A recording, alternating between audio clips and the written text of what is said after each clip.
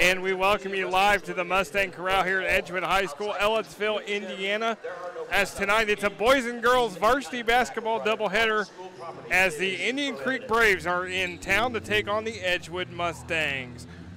Thank you for joining us for Edgewood Mustang basketball and Smithville Sports. Alongside Jeremy Nutter, I am Nick Jenkinson. And Jeremy, this girls' game tonight is going to be interesting. With Edgewood had been on the road for over a month. The last time they were home, we were here against Linton November the 10th, and now they get to finally come home a month later to face Indian Creek in the Western Indiana Conference East Division matchup. Yeah, it was interesting. We talked to Coach Simic a little bit before the game, and he seemed to have a really optimistic look on Edgewood's opportunity this game, as they've had a few unlucky games the past few. And so just hearing him speak about the girls and about how if they just complete and are able to close out some shots, wins are definitely in their future. They fell the other day to Shackermack 40-36, and as you mentioned, Coach Simic was talking to us before the game, and he said the biggest problem that they had was missed layups, 22 of them, in fact, as what he told us. So, you know, he said a good week of practice. Obviously, we talked about the good week of practice, and you know they haven't been home for a while, so they're hungry to be back in front of this, you know, to be back in the friendly confines of the Mustang Corral, ready to go after it against Indian Creek. Yeah, especially with this pep band here, really get them juiced up and ready to go, and I expect a pretty good game if they really you know, apply those things that they had and learned in the good week of practice and are able to continue to go forward and close out those shots against this Indian Creek team. It should be a good matchup and ultimately a pretty good game. Indian Creek comes in 5-6, averaging about 47 points a game. They lost at home to Whiteland Tuesday night, 40-32. They actually have lost their last two games. As we are getting ready for the national anthem with the Edgewood Pep Band.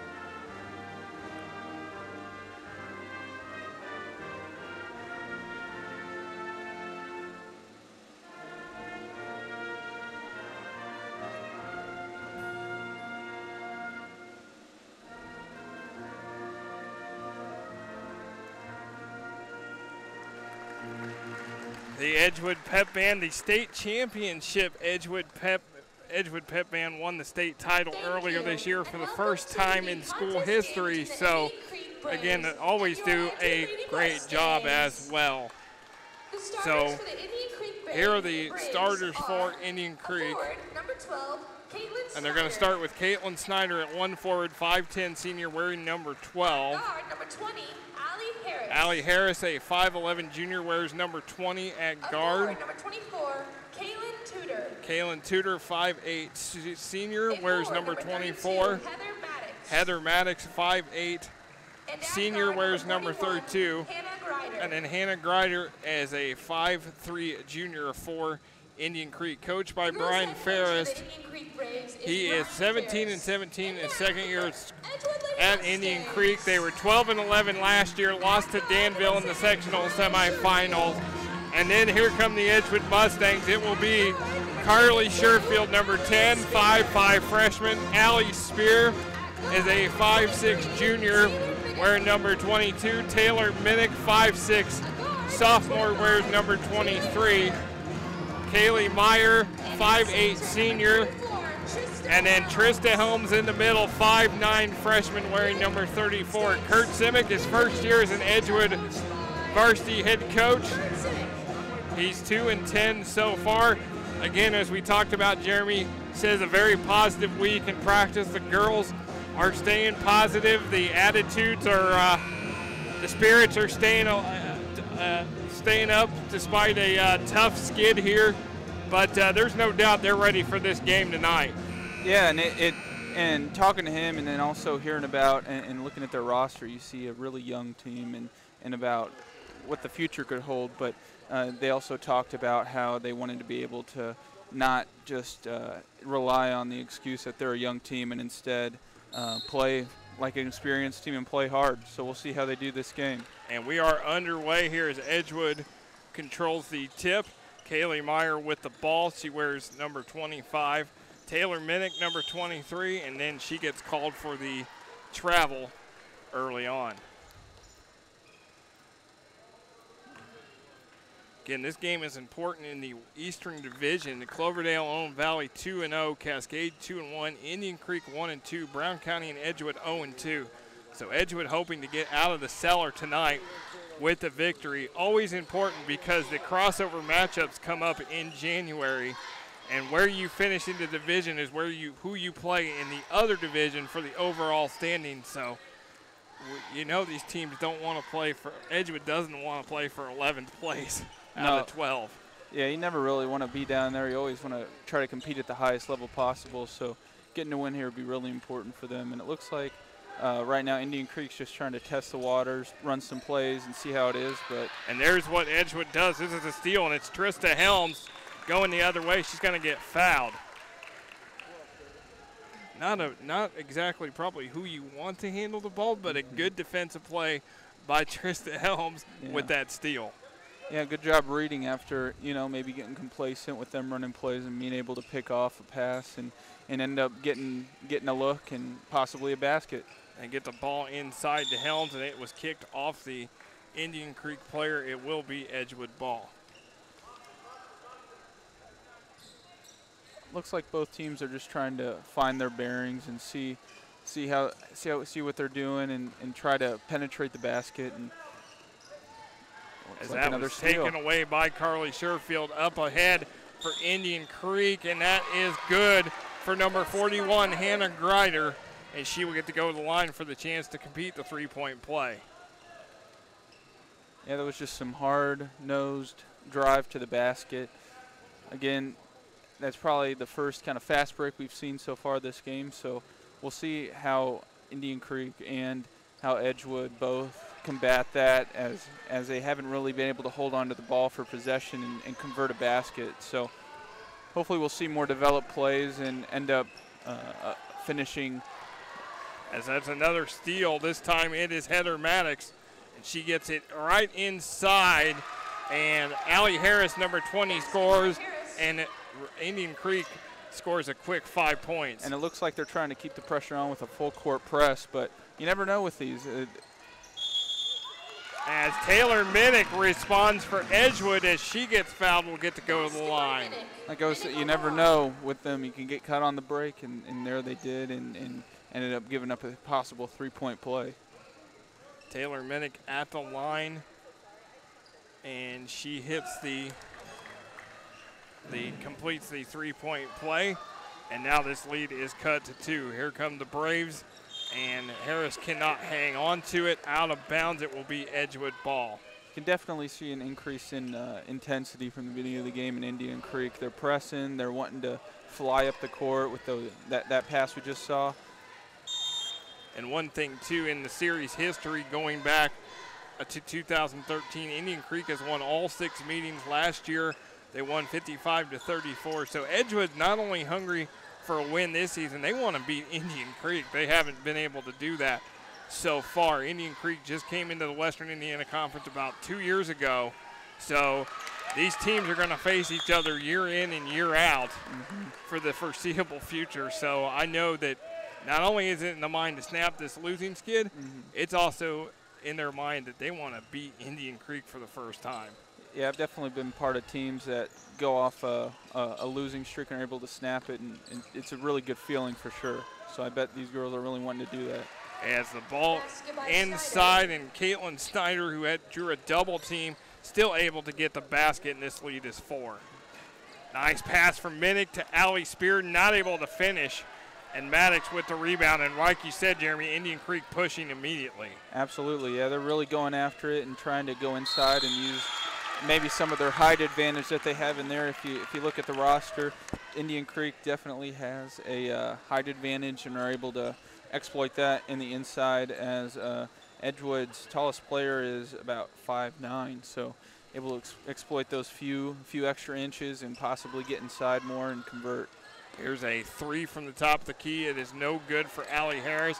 Taylor Minnick with the rebound, and Edgewood is going to try to push this. Minnick gets it to Carly Sherfield. Carly, just a freshman, has a twin sister, Claire. Older sister, Erin, played here a few years ago for the Lady Mustangs. And Carly gets fouled and will go to the line. Or won't go to the line, just the first team foul. Third team foul on Indian Creek, but it will be out of bounds to Edgewood. Foul on number 41, Grider. So that's on Grider, her first, team's third. And then Allie Spear can't get it to go, and immediately here comes Indian Creek. They're going to call the travel on the Braves, and it'll be Edgewood ball. And hopefully we can see both of them develop their plays more. I've seen a lot of, at least in the first few minutes, just some simple high post picks that they bring the 4 and the 5 up and are able to there kind of peel off and hopefully get somebody open. But again, they have to do that quick, otherwise Indian Creek will be able to recover and take the ball away from them. Like they did there with Maddox. And here come the Braves, wide open 3, too strong for Tudor, and Allie Spear with the rebound. She faces a double team trying to get it up the floor and is able to get it past the timeline. Approaching 4.5 minutes to go here in quarter number 1. One thing I see defensively on both teams, they're not giving each other any wiggle room whatsoever, as Meyer fires a shot and it's no good. Yeah, and you can see Edgewood's kind of struggling as they leave a girl open with that high press offense, as they kind of go back and try to expand out of the bottom of the key and try to defend from there, and that kind of leaves people open on the top and able to get some open 3 looks that Indian Creek hasn't been able to convert. Snyder missed that shot. They called the jump ball possession arrow with the Lady Mustangs. 7-3 so far, Indian Creek on top. It'll definitely be interesting to see if this full court press is kept up the whole game, because it's been quite effective so far. But I wonder if they have enough conditioning and are able to stick it out the whole game, because if so, it could be a real problem for Edgewood. Yeah, Edgewood's had Edgewood's really scoring woes. They just average about 35 points a game so far this season. Again, have been on the road for about a month, 7 games on the road. They have not been home since November 10th. They opened the season with 5 straight home games. So they are happy to be home as Harris fires a three. It is no good, and the rebound to Tudor, and then it's out of bounds. And it looks like it will stay with the Braves. We'll see if defensively Edgewood will be able to recover and start being able to see their plays and defend at the top, because as we see there, it's a lot of catch-up defense. They're not able to kind of continue the pressure on them. Snyder misses the shot. Here comes Minnick as Maddox flies to the floor. No call. Myers going to fire the three and nails it. Absolutely nailed that. And it all started with that hard play down the edge and be able to play off and end up getting that pass out, and therefore you get a three, and then she converted it. Had a hand in her face too, and then Allie Harris double team, no good. There to clean it up was Caitlin Tudor. Gets fouled, and she'll get to go to the line. That foul is on Taylor Minnick. Foul by 23 Minnick. That's her first, team second. This will send Caitlin Tudor to the line. 5'8" senior for Indian Creek. And she gets that one to go. Tudor with one shot remaining. She will get one more, as we will have a substitution after this. And she gets it both. Now we will see Jessie Hart, number 5, comes in the game, a 5'8" sophomore, and Tudor will go out.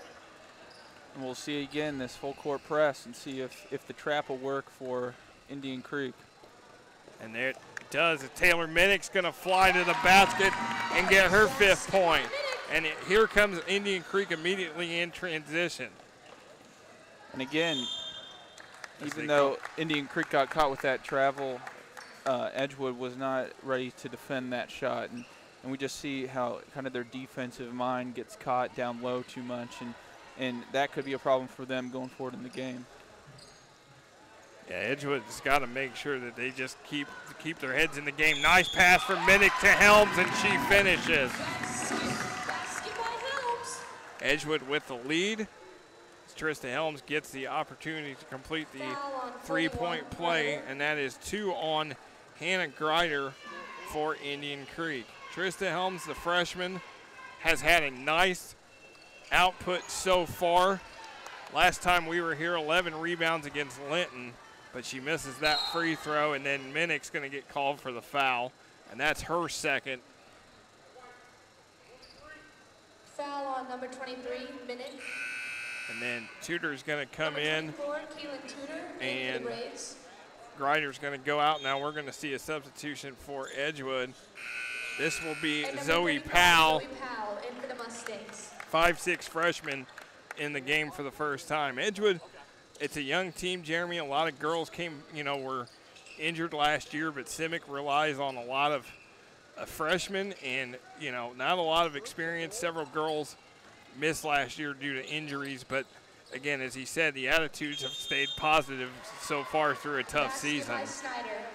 And that's definitely important to have, because you can go through those slumps. I remember a few seasons where we only won 2 games, and you just kind of enjoy it and try to enjoy it with the team. And whenever you win, you have fun, and whenever you lose, you go back and you try to work hard. But you definitely look forward to the next season and try to hope for that, for the better. And they still have time to recover this season, but they definitely have an opportunity for next season to be much better and improve with such a young team.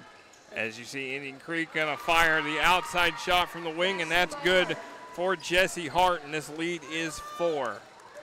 And Indian Creek breaking away from their full court press after getting caught out a few times. So we'll see how they are able to do in a more of a man defense. It looks like a little kind of a zone look right now, as Edgewood so far now trying to throw it over the top of the zone, and Indian Creek steals it. Jessie Hart, too strong, gets her own rebound and gets fouled. She may be padding her stats now trying to get that, but definitely an interesting look going from man to zone down there with 2 down low, and ended up working out, because it's definitely a rule, never supposed to skip pass in a zone. It's a dangerous game to play. It's always hard to throw over the top of the zone as well. As Jessie Hart at the line, she gets that one to go. 5'8" sophomore for the Braves. Indian Creek located in Trafalgar, Indiana, southern Johnson County. As they miss that free throw, Snyder gets her the rebound and the putback. She's got 6. And that's where you can see the few inches of height advantage there kind of be shown. She got the rebound and the putback. And now this lead is up to 7 all of a sudden for Indian Creek. Meyer to Powell. The zone's working out for Indian Creek so far. Edgewood's having a bit of a hard time breaking it down. Yeah, not able to really throw out of the under it. And there is Trista Helms' turnaround shot, too strong. Rebound Maddox, and here comes Indian Creek as she pushes it up to Hart. Hart just going to fly down the lane, misses it. Snyder there to clean up the rebound, and Helms is going to get called for the foul. Snyder definitely a rebounding force so far for Indian Creek, is able to get on the glass, and that is something that Kurt Simic will tell his team here at the break is you got to get boxed out on Snyder. Yeah, she's been a threat on the defensive and offensive end. We just seen her posted up, down on the blocks, not really moving around much. Even though she does come up a few times for above the arc, but mainly she stays down low. As we see her here down at the bottom of the zone again. She's got 8 points so far for the Lady Braves.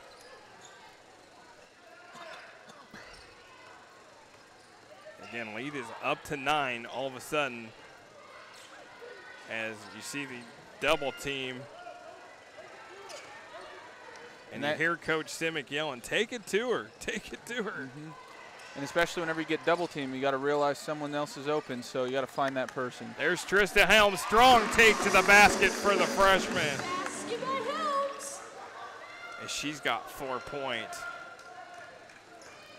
Indian Creek. Sherfield deflects it out of bounds. It'll be Indian Creek's ball. As Spear will go guard the inbounder. Snyder gonna fire a 3. It is off the mark, and the horn sounds. Indian Creek leads Edgewood 19-12 after 1 quarter here on Smithville Sports.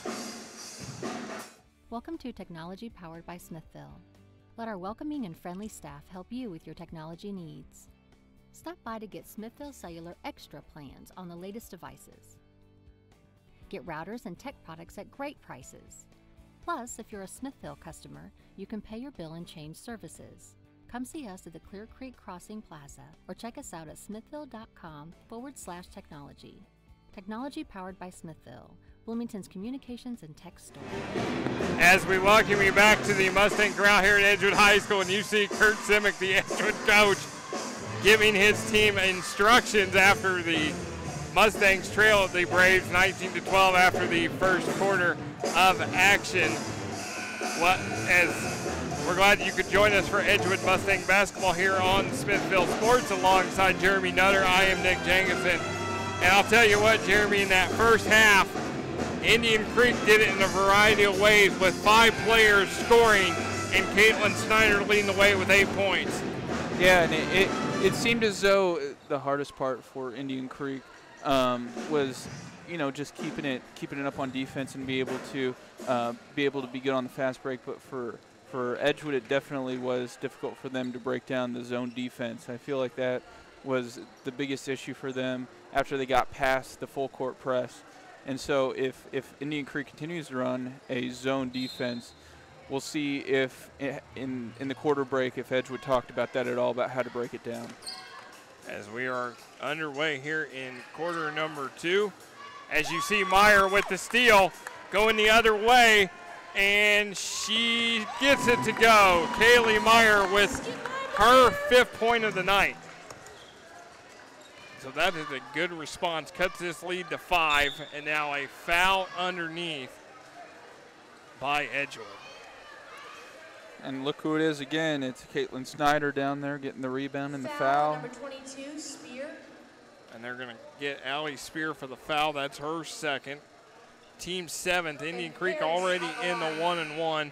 Now we're going to see Jonelle Poise come in, replacing Allie Spear. She goes out with 2 fouls. Allie Harris at the line for Indian Creek, 5'11" junior. And she is able to get the free throw. She'll have one more. She's got 3 tonight so far.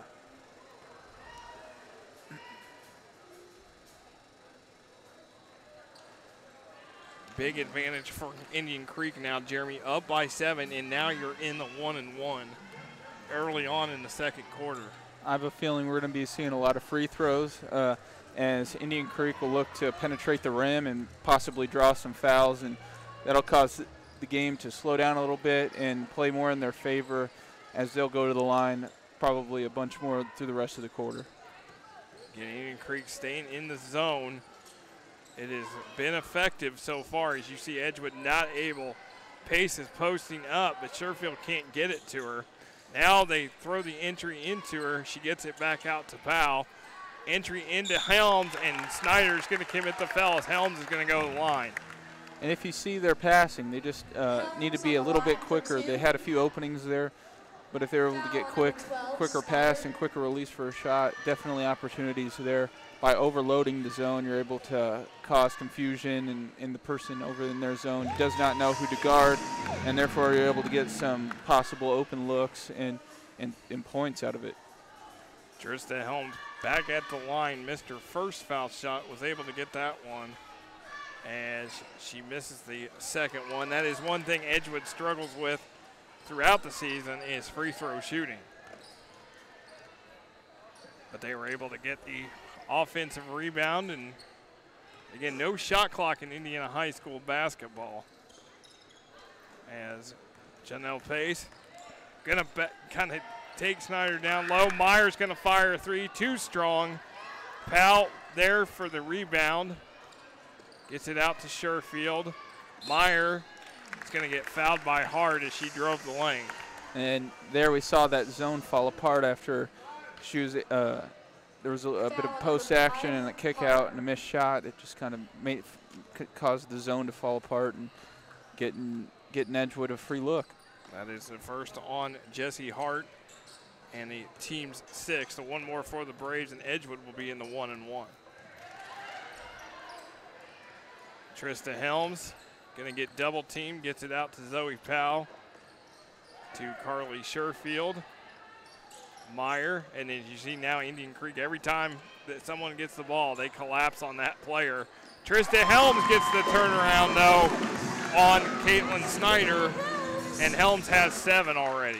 And that seems to be the most compelling matchup of the night is Trista Helms versus Caitlin Snyder. Them both in the post seem to be kind of the dominant forces on their team so far. Allie Harris hit right and there, drains the 3 from the wing. She now has 7.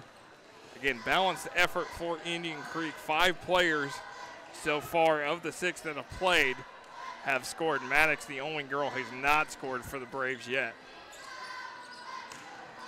And that was deflected by Harris into the hands of Snyder, and here comes the Braves. Again, skip pass and zones are not the best idea, and we keep seeing Edgewood try and doing that, and that's how they get caught out. Beautiful feed from Snyder to Hart underneath, and Jesse Hart has 7. It's not a one-person show for Indian Creek. They all get in on the act. The lead is 9. Another dangerous skip pass. There is Maddox. Loses the ball, triple team, Pace goes to the floor, and then I think Maddox kind of kicked the ball in frustration, and the officials did not see that. Number 13, Danny Simon in for the Braves. And number 10, Emily Tudor in for the Braves. Now we're going to see Danny Simon and Emily Tudor into the game for the Braves. Taken by the Mustangs. The Mustangs call a 30-second timeout. You see the Edgewood huddle with Coach Kurt Simic. Mark Hamilton, the JV coach, Kylie Jarrett as well there. Kylie Jarrett, an Indiana All-Star from Bloomington North, played at Ball State University. She was on the team in 2007 that knocked off the University of Tennessee in the first round. The only time at that time that Tennessee had ever been knocked out of the NCAA tournament in the first or second round. And as a Ball State graduate, I was definitely thrilled to watch that game that night, and will never forget that moment to see them knock off Tennessee in the tournament. So definitely March Madness is the place to be, and a fun time for sure. I know I've had a couple of fun years watching it for sure. That's definitely one of the most exciting times of the year, as Kaylee Meyer gets fouled, and she'll get to go to the line. Foul number 13, Simon. Meyer on the line. As Simon commits the foul. And I wonder if Coach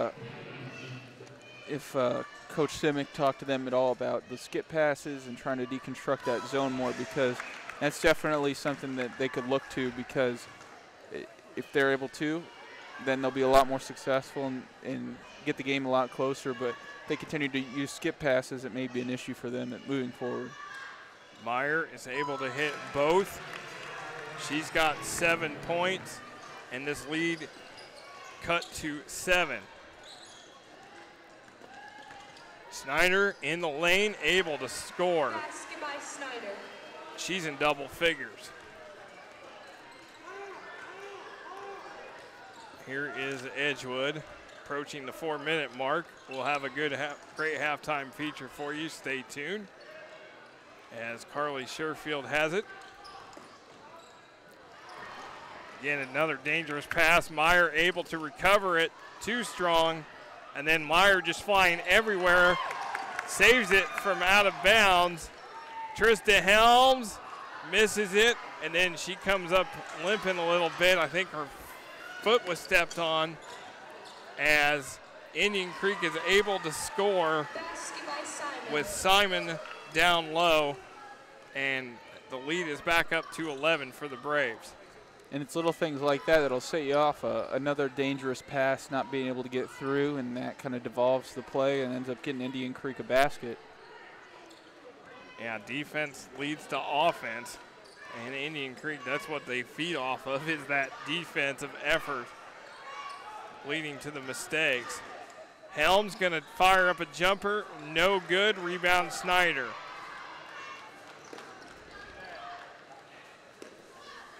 Hart's going to get the 3 ball and nail it from the wing, her second 3 of the night. And now Indian Creek starting to pull away. And Edgewood's defense is just breaking apart as they're not able to find their man quick enough, and that's really hurting them.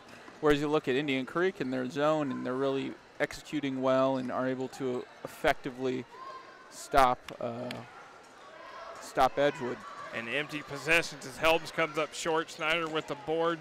Nice turnaround, no good though, and Meyer with the rebound. Here comes Meyer slicing her way through all the Braves, but not able to finish. And that's what Coach talked to us about before the game, not able to get those layups. And there we just saw again how layups overall can really hurt you, in that miss and a few misses that we've seen so far have been really hurting Edgewood in their ability to keep the game close. And one thing over the years that I have noticed watching basketball is how many missed layups you see at all levels. It doesn't only drive coaches insane, it drives broadcasters like us insane too, because you've seen it so much. As Tudor misses the free throw, now we'll see 20, Mallory Love into the game for the first time. Love is another player that missed all last year with an ACL injury, and is able to finally get back onto the floor this season as a junior. And you said layups make people upset, as well as free throws make everybody upset, because I know plenty of times where games have been lost by 1 or 2 or 3, and you had those opportunities at the free throw line and aren't able to convert. So we'll see if that plays a factor in this game or the boys' game later. Yeah, Indian Creek so far doing pretty well at the line, as travel on Edgewood, and we're going to see Caitlin Tudor back into the game for the Braves. And we'll see at halftime if Coach Simic is able to motivate his girls and be able to come out and firing and making shots, because, in 2 quarters a lot can change, that's for sure. I've seen turnarounds that have been incredible, so we'll see if that's possible. As Brian Ferris calls a 30-second timeout here with 1:45 to go.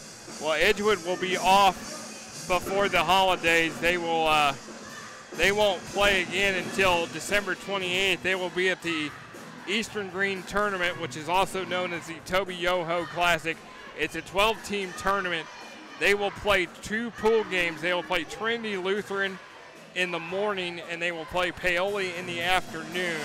Those are, as Coach Simic talked to us, those are going to be tough tests as well for this Mustang team, who so far 2-3 at home, not able to have a lot of success on the road yet, 0-7 so far, and they have played every class in Indiana. They're 0-1 against the Class 4As, 1-3 against 3As, 1-3 against 2As, and then 0-3 against the 1As. So, a lot of teams, these schedules, Indian Creek does the same thing, where you pretty much play everybody you can around your area, whether big or small. And there's a long 3 off the mark, and then Harris able to chase down the board. Simon. And we see they got caught ball watching there and end up getting caught inside after getting caught on the ball watch, and ended up be able to get a basket converted out of that by Indian Creek. Jesse Hart with the runner in the lane. Here comes Carly Sherfield, and she scores. Carly Sherfield gets her first 2 of the night. And that's what they need, just a few baskets to really turn around their spirits, just going to the half strong and on a streak, and not, miss some layups or get caught on the fast break. It's really important for them to be able to convert these points and cut the lead down. Carly Sherfield at the line, 5'5" freshman. Has been asked to do a lot with Shelby Anderson out due to a stress fracture. Has basically, when Shelby went out, Carly Sherfield was able to basically play all 32 minutes the next game. So Kurt Simic relies a lot on his freshmen, and they have responded they have responded well so far this season. And they'll probably take this year as a learning year, as they don't have all the answers, but are able to still get out there and get some experience, as we see Indian Creek here. Indian Creek moving it around. And again, getting caught down low and some ball watching as they're in a zone now. Yeah, Edgewood going zone. As Love is guarding Hart. They're going to try to set the screen, throw it underneath. Maddox recovers. Double team, turnaround, unkind, rebound by Indian Creek, and it's no good. And then out of bounds, it will be Edgewood ball.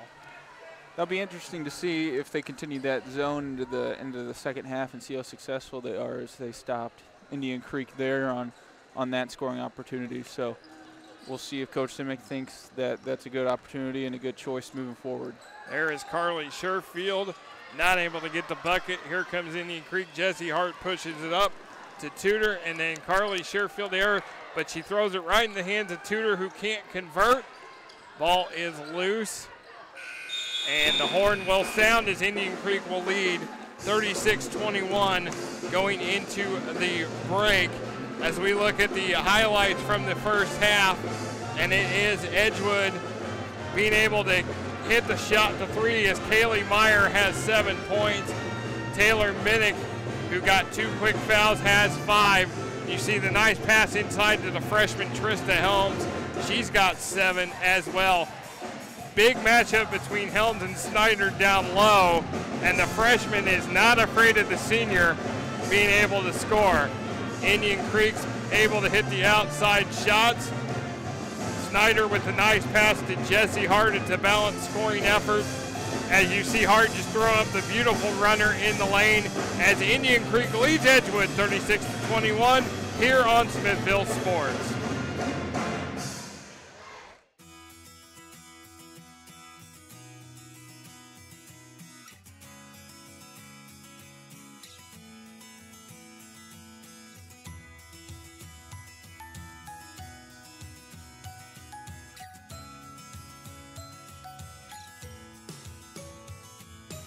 I'm Nikki Gessler, and I own the Gray Dog Gallery. I opened Gray Dog Gallery 3 years ago this September as a working studio and a space for local artists to showcase their work. And then about a year later, I decided that it needed to be more. So I added handmade things, quality things from real people who are trying to make it in the art world and just need a little step up. Right now I have over 20 different artists here. Basically, if it's handmade and it's top quality, then I want it in here. I have ceramics, I have leather work, I have prints, jewelry, all kinds of wearable art.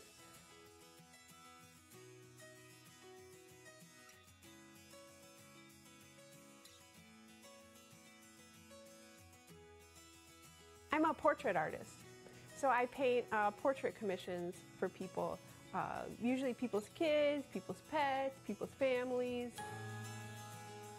I paint acrylic, oil, watercolor. I do linoleum block printing, wood printing, paper cutting. It's named the Gray Dog Gallery because when my husband and I were trying to think of names, you know, we had this great gray dog whose name is Avalanche Williams, not Gray Dog. A lot of people in town call him Gray Dog, but that's fine. He doesn't know the difference. So it's named Gray Dog, and he works here with me. Whenever I'm here, he's here, usually sleeping, but also greeting people and serving as security.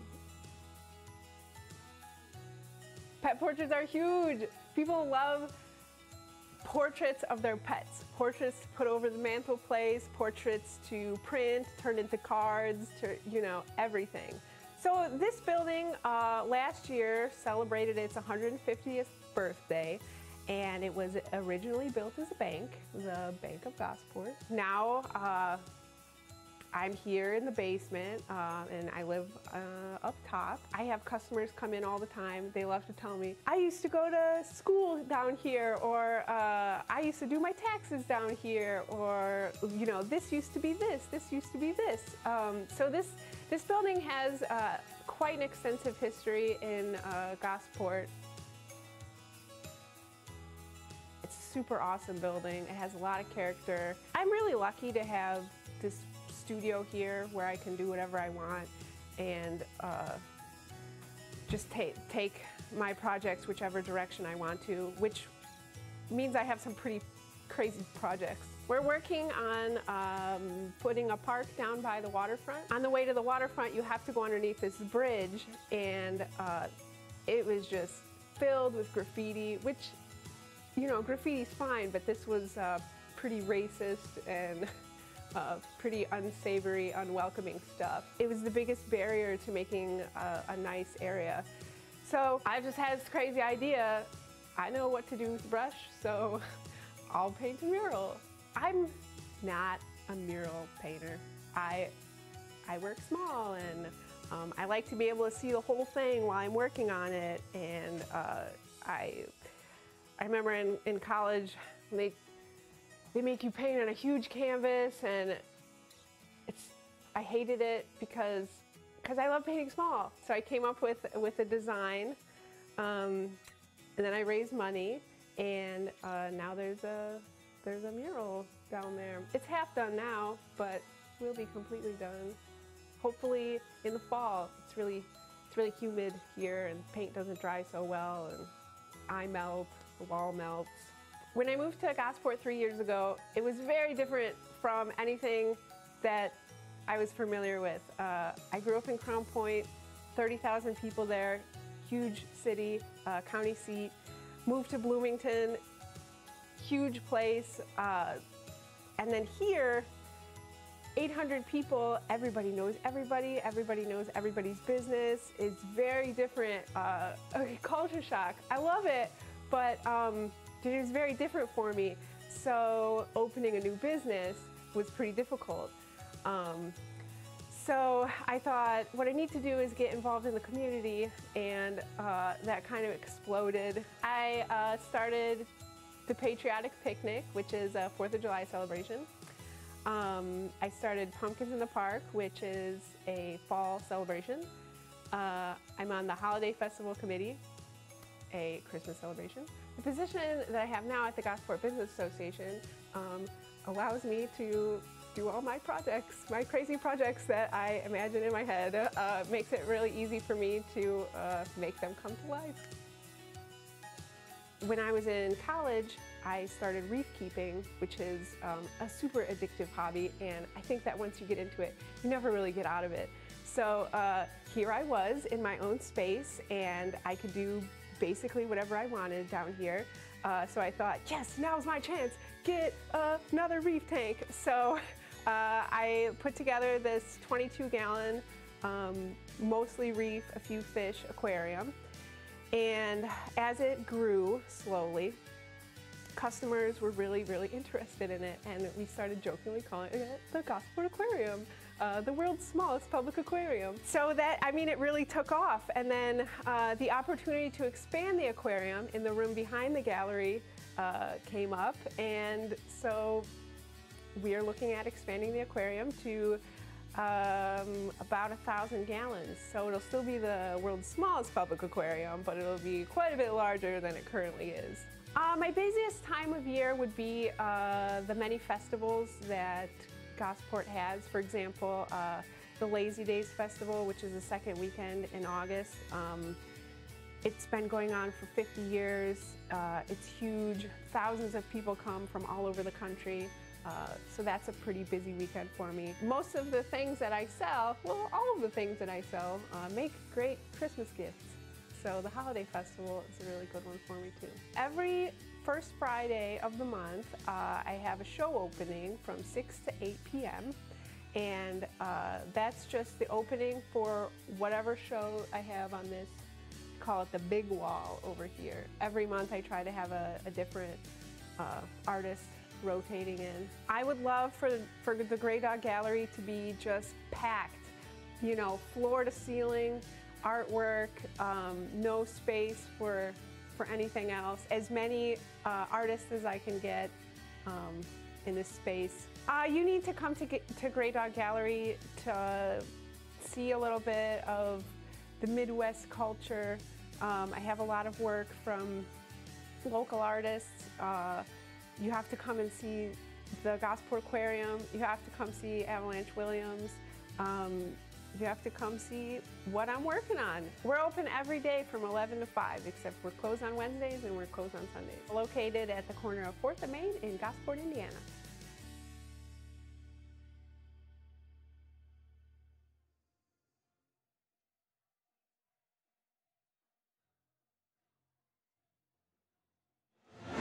We welcome you back to the Mustang Corral here at Edgewood High School in Ellettsville, Indiana.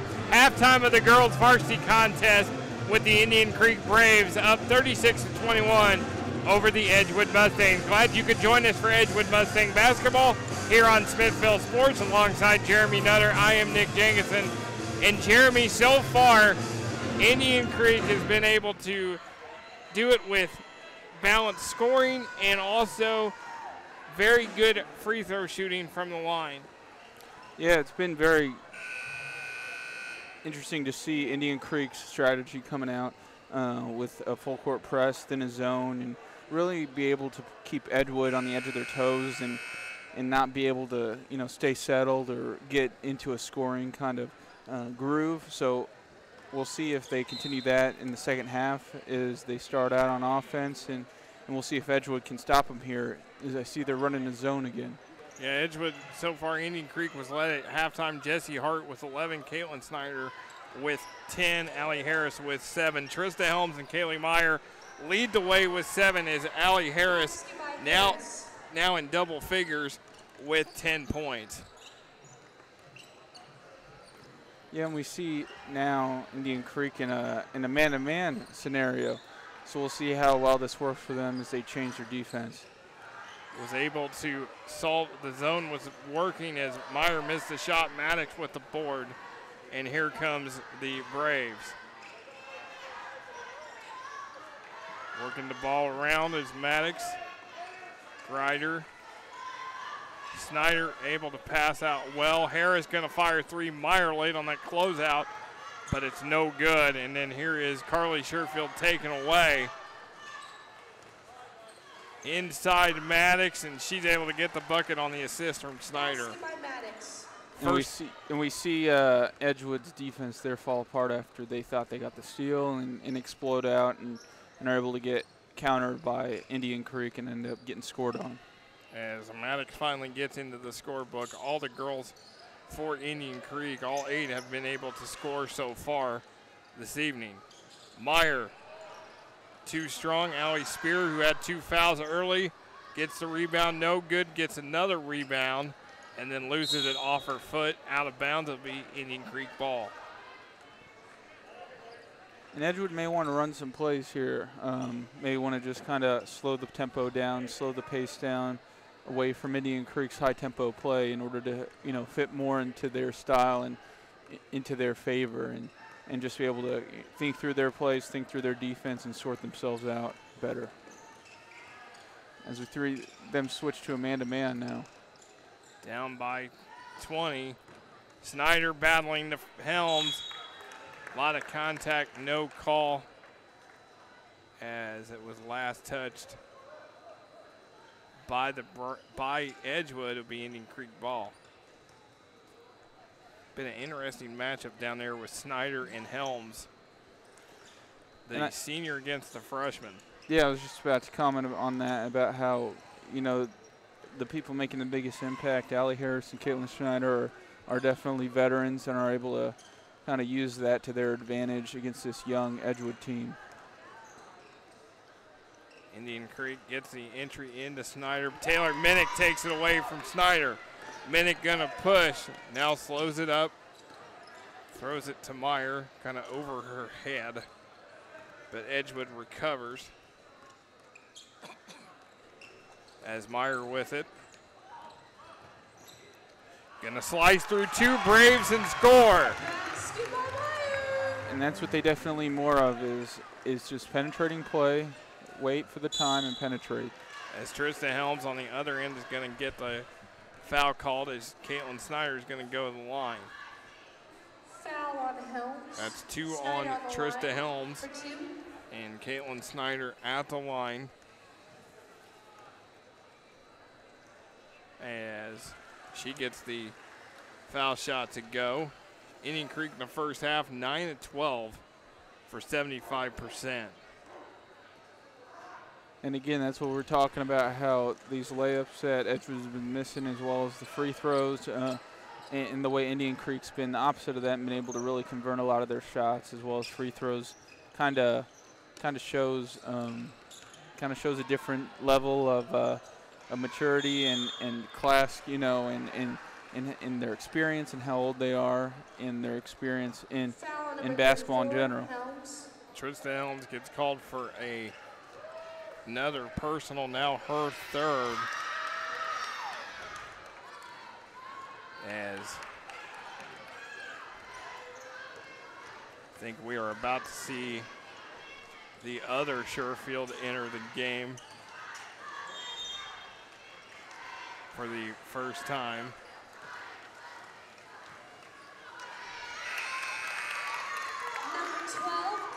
And this will be Claire Sherfield, number 12, entering the game for the Mustangs, replacing Trista Helms, as the foul was on Carly Sherfield, her 3rd, and the team's 3rd.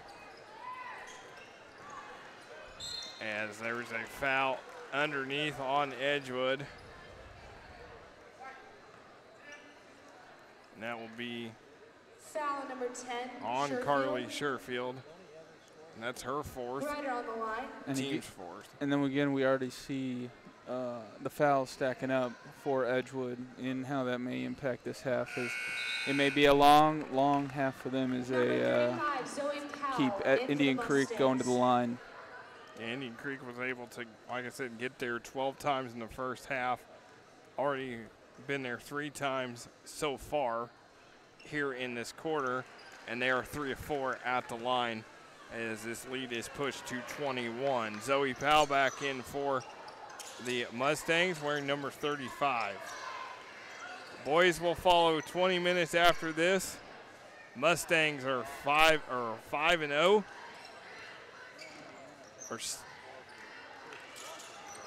Ranked 6th in Class 3A.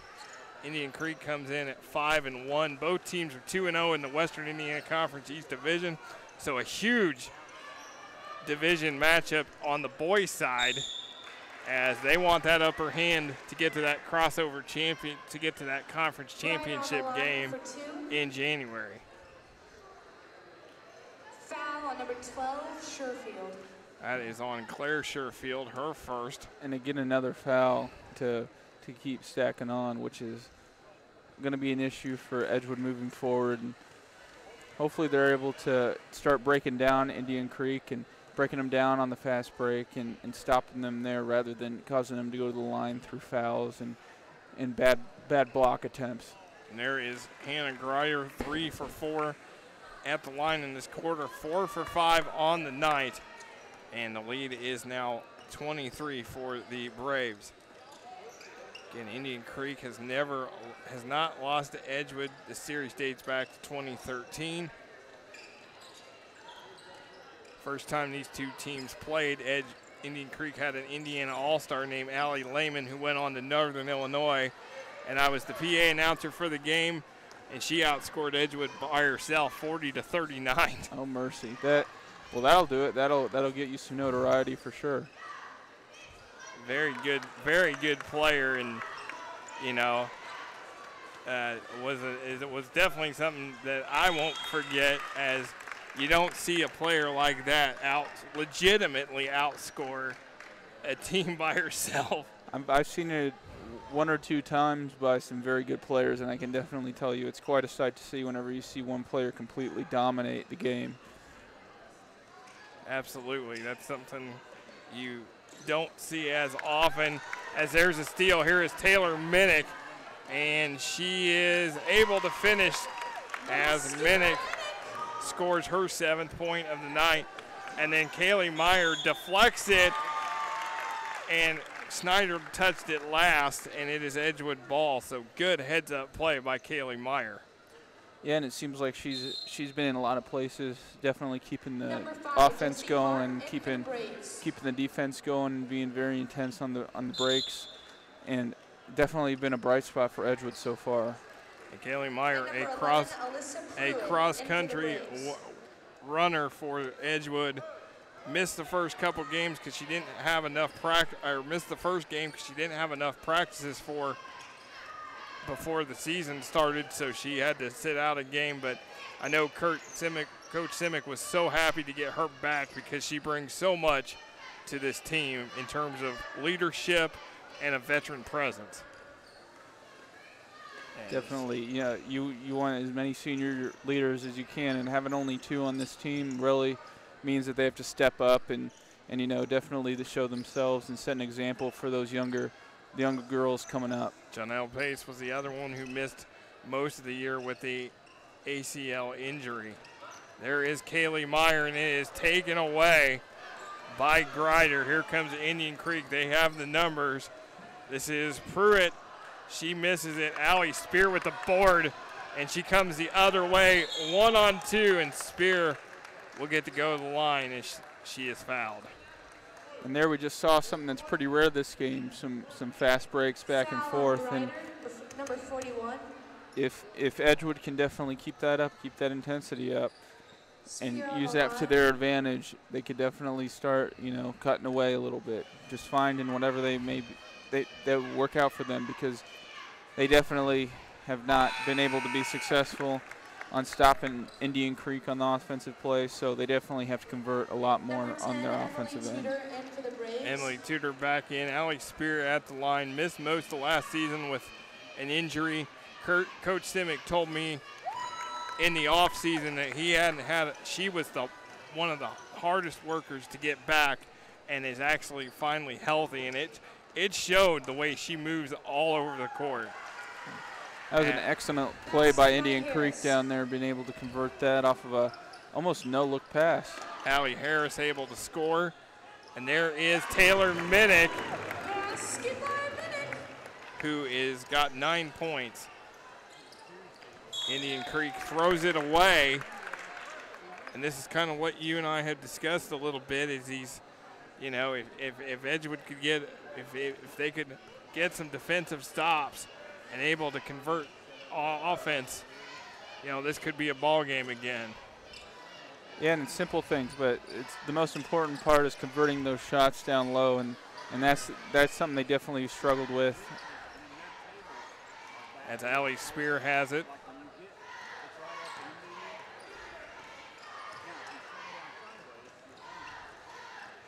Gets it to Kaylee Meyer. Gonna slice down the lane, but it is taken away. And now there's Allie Spear. Gets it into the hands of Meyer. She was looking for the pass. She got caught out, and then we see Edgewood retains possession. Mustangs. It doesn't seem like Edgewood are running effective plays necessarily against Indian Creek. It's more they're like a drive and a hope. There is what, and Allie Spear not able to finish that layup as Jessie Hart comes the other way. Snyder gets fouled, and she will go to the line, and that's going to be on Claire Sherfield, her second.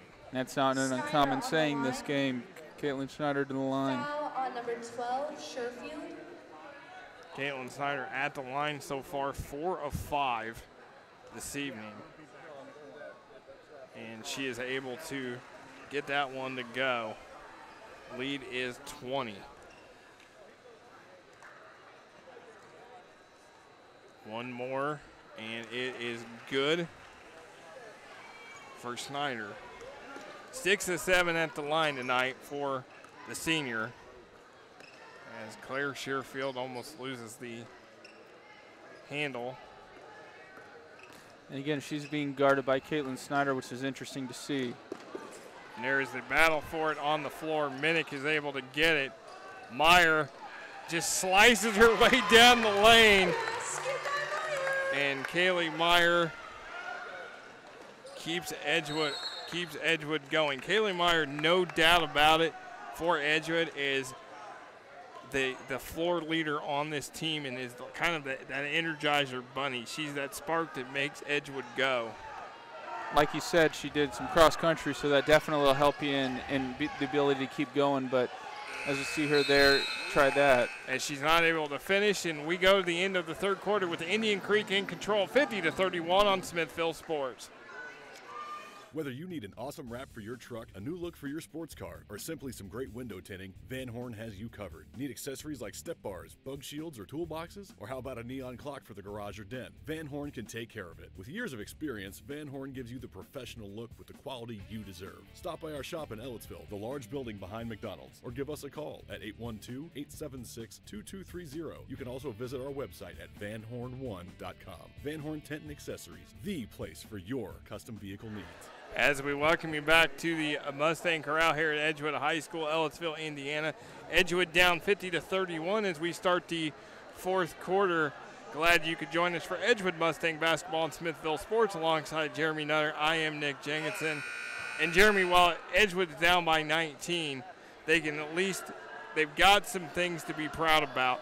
Trista Holmes had a good first half, but in the second half, it has been Kaylee Meyer and Taylor Minnick leading the way for them. That's for sure. I mean, you see Kaylee Meyer all over the place. There, right before the end of the quarter, she was able to get the ball, drive down, and get a layup.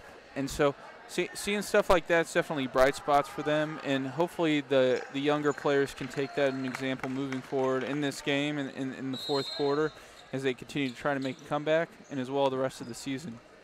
As we are underway here in the fourth quarter, boys game to follow 20 minutes from now. Edgewood coming off a big win against Bloomfield last week, in which they got career highs from sophomore Trevor Taylor with 32 and Coleman Sater with 26.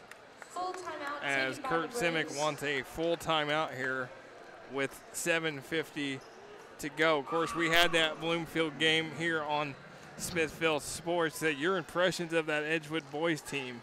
It was incredible to see Trevor Taylor. I think he totally dominated that game. He seemed as though he was everywhere and just having a fun time, honestly, out there, which is always nice to see, and smiling and stuff. And I know whenever he took off, especially, he just kind of was enjoying it, and it was really fun to see him kind of have a good time, as well as everybody else playing their part. But he was definitely the standout player in my opinion, seeing him hitting shots from pretty much wherever they passed it to him, which was incredible. Coleman Sater, also a sophomore kid that didn't see a lot of time in varsity, as our partner Quinn Saturday always says. He's a guard. He plays like a guard, but he's in a forward bot. He's a big kid that plays like a guard, and you see that a lot now at all different levels of basketball. The bigger these guys get, the better their skill sets are, where they can play basically positionless ball. Yeah, especially ball at Oregon. Yeah, 7'2", and the guy is shooting fadeaway three-pointers. Yep, I've never seen anything like it. Incredible, that's for sure.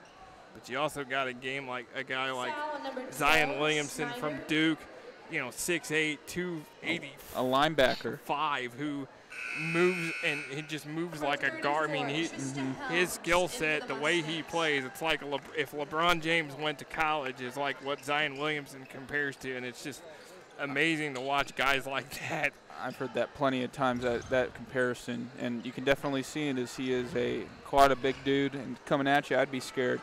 Yeah, and I think he could be the #1 draft pick next year in the NBA. I don't think there's a question about it.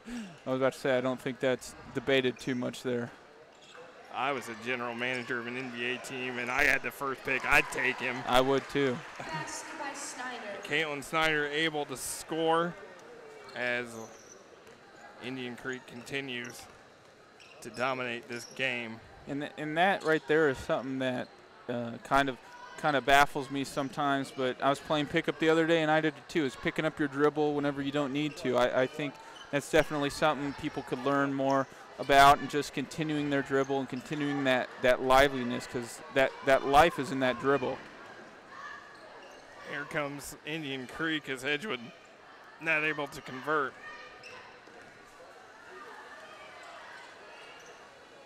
And again, we see Indian Creek slowing down play a little bit here, starting to flesh out their plays more, maybe working on some stuff, and being able to use this time is a learning experience for everybody who's in.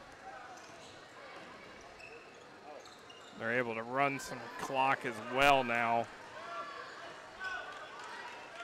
Get some good passes. There's a shot in the lane. It's no good. And that will be Edgewood ball.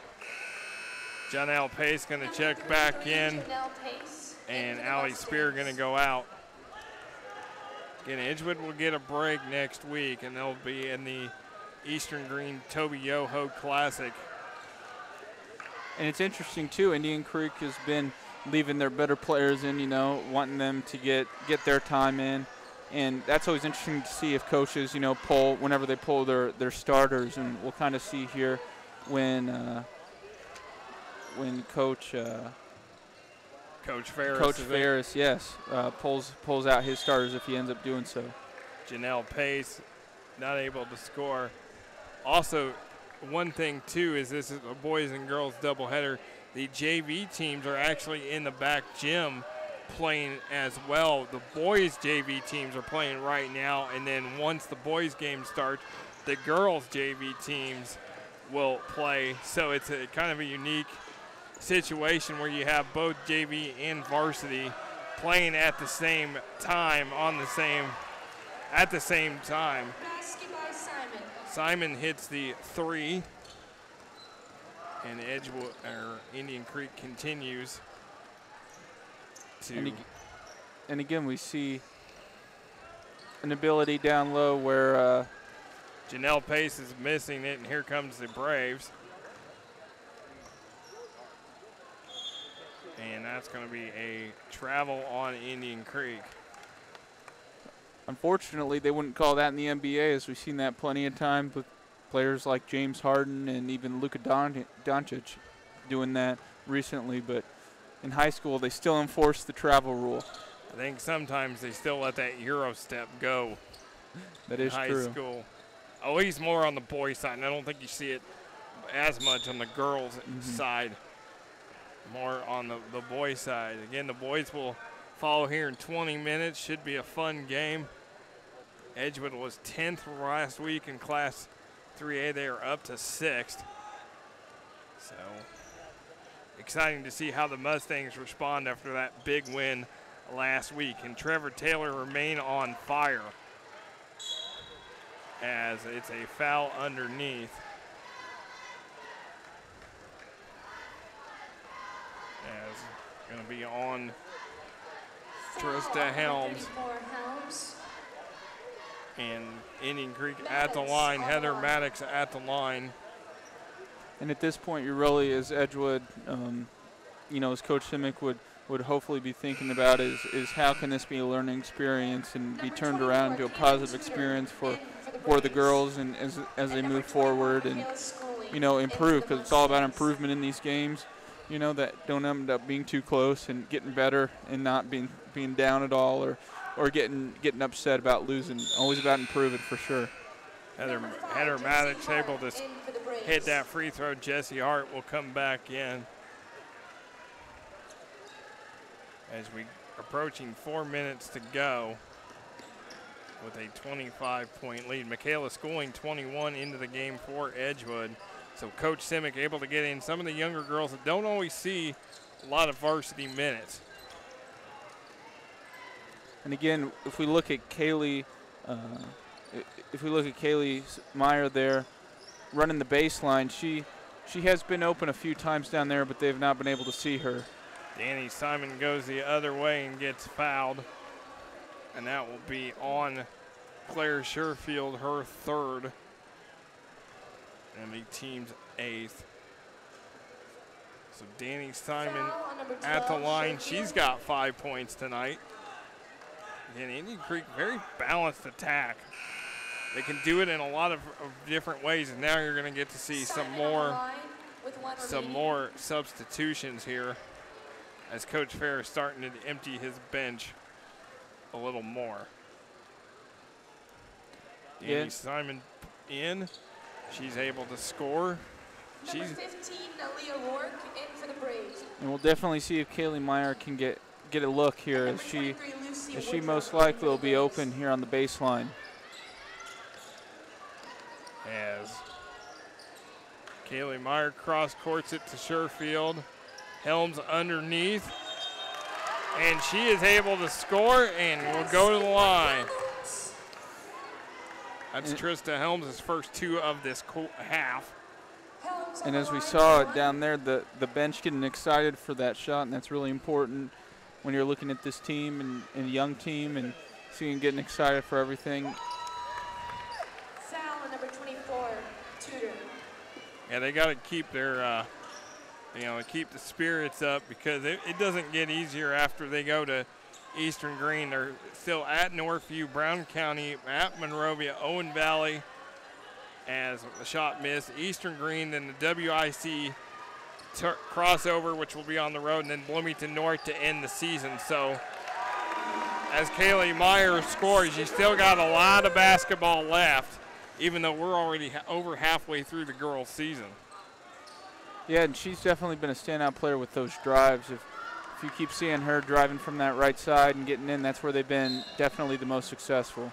Schooling is called for the travel. As 2:51 to go here.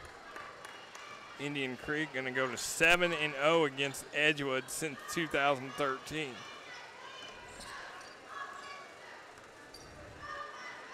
And they are going to, Edgewood will go to 0-3 in the division. And Indian Creek going to go to 2-2. As Helms blocks Simon. And absolutely monster stuff. And we've seen that a couple times from Trista Helms this season. I mean, you know, in a time where it seemed like a lot of freshmen never played, we're seeing more and more freshmen be able to come into high school and be able to contribute right away on varsity. And she gets another one. Now she's going to take the ball. And here she goes. She's going to take that. But not able to score, but she'll get to go to the line. And there was no way she was going to pass that as she got those 2 blocks and said, why not? Foul on number 15, Ward. So that's the foul on Indian Creek. Trista Helms at the line. And she is able to score. And we'll see another substitution. Number 4, Tessa Alexander in for the Braves. For Tessa Alexander in for Indian Creek. So Coach Ferris already about 2:24 left, able to get most of his starters out of this game as Helms is not able to convert that foul shot. I look for Indian Creek to run some more clock here. I would assume so. Yeah, they look like they're running a type of play with an overload there on the right side. We'll see what they ended up doing here as they continue to slow it down. Approaching 2 minutes to go, and they're going to call pace for the foul. Foul on number 33, Pace. Her first, team's 5th. Indian Creek, their schedule coming up. They're at Endenburg December 17th, Greenwood at home, Tri-West. Then they will host the Indian Creek tournament. They'll play Franklin County and then either Bloomington North or Indianapolis Chittard. And then in the new year, Brown County at Roncalli, Indianapolis Heron, the WIC playoffs, and then Crystal House Academy. So again, a busy schedule for both these teams going forward through the season. Meyer not able to convert. Helms, the rebound, the putback, and the foul. And we see Kaylee Meyer continue being successful down the edge and creating chances. That's what she's done a lot of so far this half, is creating chances, and definitely can work on conversion, especially for the whole Edgewood team down low. But so far they've definitely been a big spot if she gets the rebound. Trista Helms misses Meyer with the rebound and then not able to convert as Indian Creek has it. Approaching a minute and a half. That was tipped, so it's not a backcourt violation. And then a foul on Edgewood. Foul on number 25, Meyer. That's on Kaylee Meyer. 7th and 8th grade boys basketball players, please come to the cafeteria. 7th and 8th grade boys basketball players, make your way to the cafeteria. And then at the line for the Braves. Ward on the line with 1 remaining. Ward on the line, 1 more. So again, and then they're going to call a lane violation on Indian Creek. Like we said, Coach Ferris able to get these young players into the game, and they're able to still not only get some meaningful minutes, but they're able to get their scoring opportunities as well. And that's really important for their confidence as they continue to move forward, as they're about right on the cusp of, possibly having a 500 season, or, converting more of these games and be able to get a better record and increase their chances with going to the, going through sectionals and going through all that process, because that can definitely be an interesting time whenever you win a couple games before and go in with a strong head of steam. And in the Indiana State High School tournament, every team gets the opportunity, as Hart has the block, every team in Indiana gets to play in these state tournaments. So it's, you know, it's always you could always have that special run in a team that may not have the best season. And I've seen a lot of teams and been a part of a few teams that have had that chance. John L. Pace not able to convert. Helms with the rebound, no good. Pace the putback, no good. Here comes Indian Creek. Now they will, looks like they're going to run a little offense here as we approach 30 seconds to go. Jesse Hart taken away by Kaylee Meyer. She's going straight to the basket. And not able to hold on to it. Out of bounds, it will be Indian Creek ball. Whenever she gets the ball, it seems like she has a nose for the basket and never really, you know, actually thinks of anything else. Was actually out on Indian Creek, and a nice bounce pass from Meyer to Pace, cutting down the lane.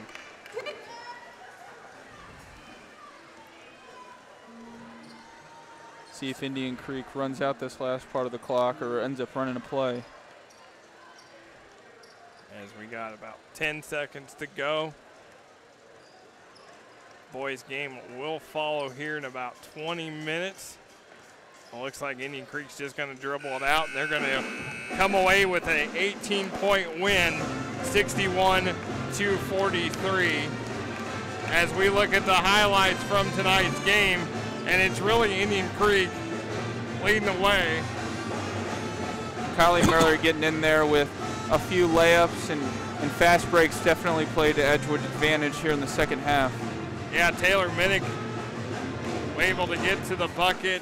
Kaylee Meyer, basically the leader of this team, the workhorse, as Indian Creek just able to hit outside, go inside with Caitlin Snyder. But how about the freshman Trista Helms? What a monster game for the young freshman, and a couple big blocks as Indian Creek beats Edgewood 61-43. For all the hardworking women and men behind the scenes, for my partner Jeremy Nutter, I am Nick Jenkinson.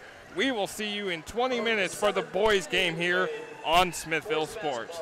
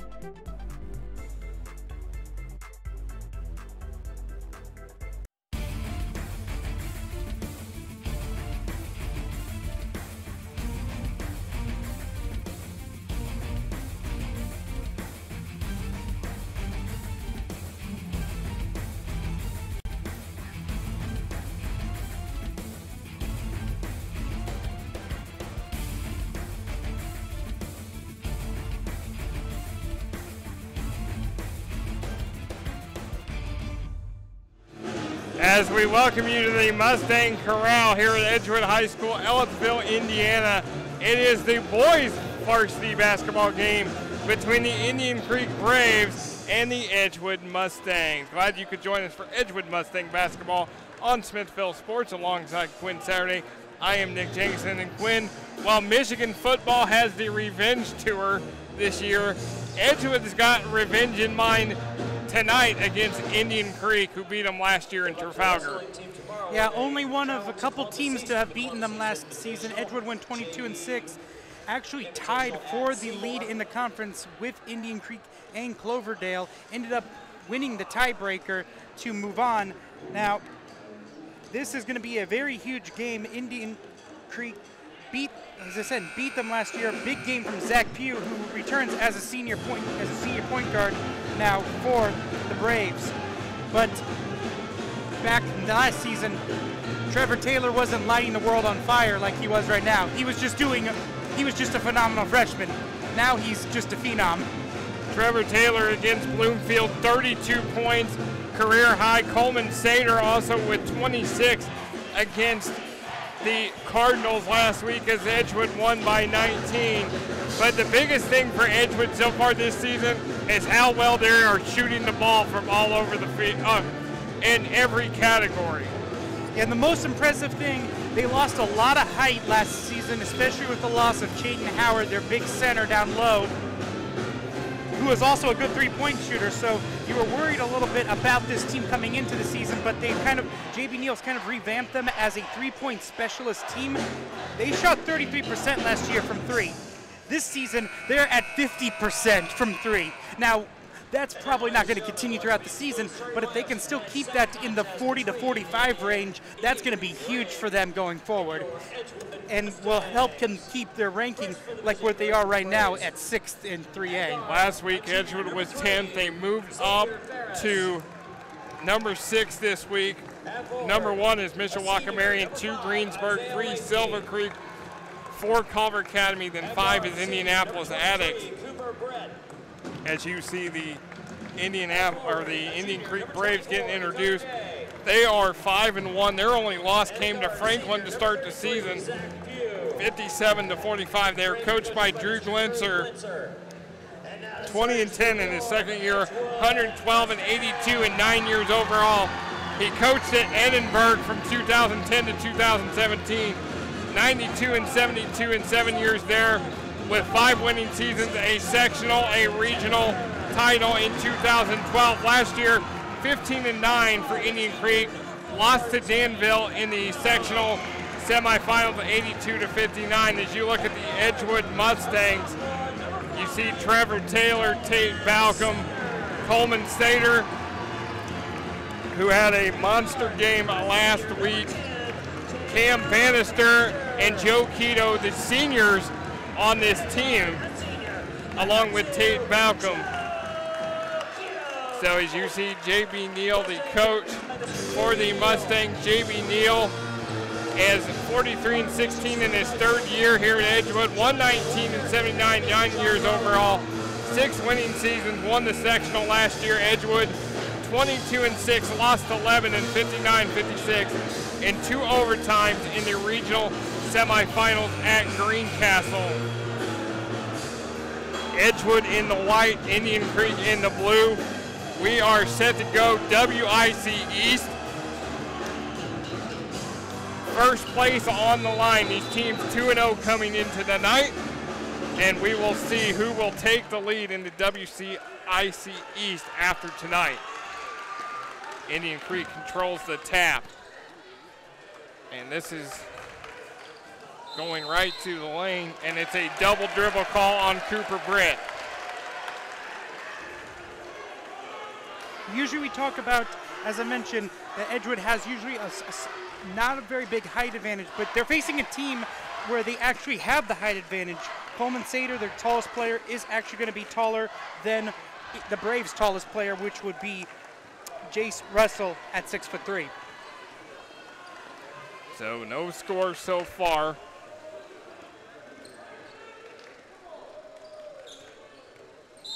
As it is a foul on Edgewood. Personal foul number 2, Keto. And Joe Keto commits the foul. That is his first, team's first. Here's Day. I have a feeling that Indian Creek does not want to really push the tempo. They're a team that averages, coming into tonight, they average 62.3. Edgewood at 73.4. There is a steal, but Indian Creek gets it back. And immediately, ball pressure in the corner is Pugh. He misses the 3. Bannister with it, and then he just can't hold on to it. And it is off Bannister, and it's Indian Creek ball.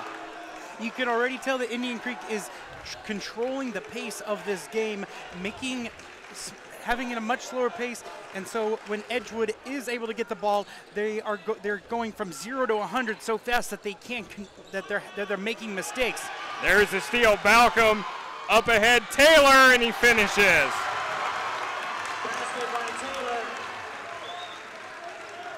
Edgewood on the board is Trevor Taylor. Scores. Edgewood loves to play fast. Indian Creek right now, good ball movement. Pugh gonna fire the 3, and he hits it. Yeah, Pugh hit quite a few of those in their last season. Not a person you want to leave wide open. No, Indian Creek's a very good outside shooting team. There's Taylor, short on the shot. It is Last touch by Edgewood, Indian Creek ball. And a lot of that had to do with great defense, not falling for any of Taylor's fakes. I assume that Drew Glenser got a really good tape of that game last week against Bloomfield and has figured out what Indian Creek needs to do against his Edgewood team. Control tempo, limit their outside shooting. And there is a drive inside and off glass for Isaiah Lacey. And it is 5-2, and immediately J.B. Neal is going to bring Derek Farkas to the scores table. Farkas, one of the many sharpshooters on this that come off this bench on the season. He is 6 of 15 for a nice 40% from three-point range. Edgewood shoots over 50% from the field. Bannister, there's Keto, gets it to Balcom, to Bannister, one-on-one with Pugh, gets it to Sater, baseline, Sater, in and out. The rim was unkind on that layup attempt. Now Indian Creek with a three-point lead. And now Balcom with the deflection and steal. Balcom has been very aggressive to start this game, doing a great job defensively. They call Sater for the travel, and they're going to bring in Derek Farkas. And for the first time this season, Houston Holmes is going to check in, number 21. Holmes, the 6'3" senior, has missed the first 5 games, but is back tonight for the first time. And the Edgewood student section letting him know that they're happy to see him. There is Pugh guarded by Keto. Pugh driving baseline, throws up a runner, no good. Tapped around into the hands of Isaiah Lacey, and he gets the bucket. And so far, it is a 7-2 lead for Indian Creek. Bannister. Farkas in the corner. Overshoots. Rebound, Taylor. Gets it to Bannister. Keto from the wing. No good. Rebounded by Ferris. A little bit of hesitation in this offense so far. It's nowhere as smooth as it was last week against Bloomfield. You can already tell that the slower pace has kind of thrown off the rhythm a little bit, and they're taking like a little extra second on some of these passes. And there is Pugh driving the lane. Holmes with the rebound. And here's Keto pushing it. Taylor stop and pop. No good for Taylor. Keto with the board, long board.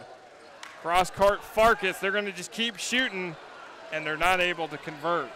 Yeah, and this is one of the worries for a three-point dominant team is if you start going cold, what do you do if things start getting out of control as they, missed the shot underneath, and Farkas with the rebound.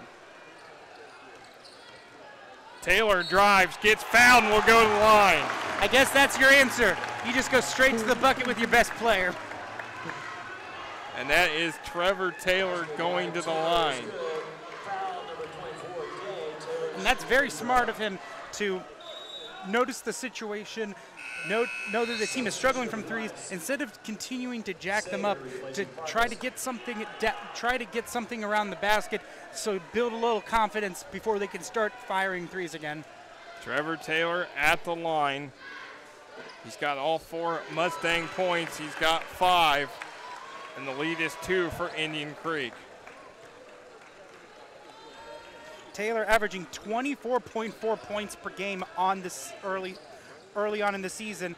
Averaged 15 points last year as a freshman. So, as we said, he didn't come out of nowhere. He was very impressive during his freshman season, but he has taken a huge step so far here in his second year of high school basketball. And has become one of the leaders. As you see, Keto finds Bannister, but then Bannister can't find Sater.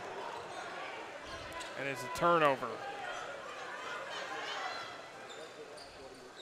Again, Edgewood may be playing too fast for their own good right now. It's not that, it's just that the Braves have already dictated what this pace is going to be, and thus them going fast is a lot faster than what the pace of the game is currently There is Cooper Britt and Houston Holmes with the rebound. Here is Keto, gives it to Houston Holmes. And then another bad pass by Edgewood.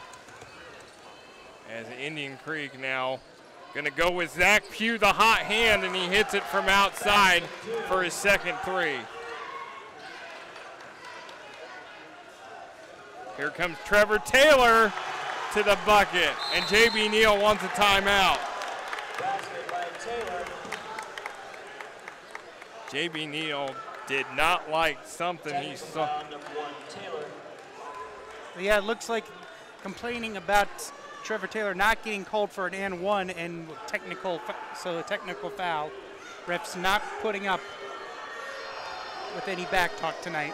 Yeah, Trevor Taylor, and that's something that maybe Taylor has still had to learn. We've seen it before. He's lost his temper a few times, and JB Neal is able to kind of get him out, settle him down real quick. I saw it at Martinsville earlier this season where he was battling for a loose ball on the floor and he got called for a technical. So, and you cannot afford to have Trevor Taylor out of this game right now because he has scored all your points for the Mustangs. And he's your leading scorer. So hopefully he'll get calmed down, learn his lesson, and learn that he can't do that. And the officials aren't going to put up with that, and they will.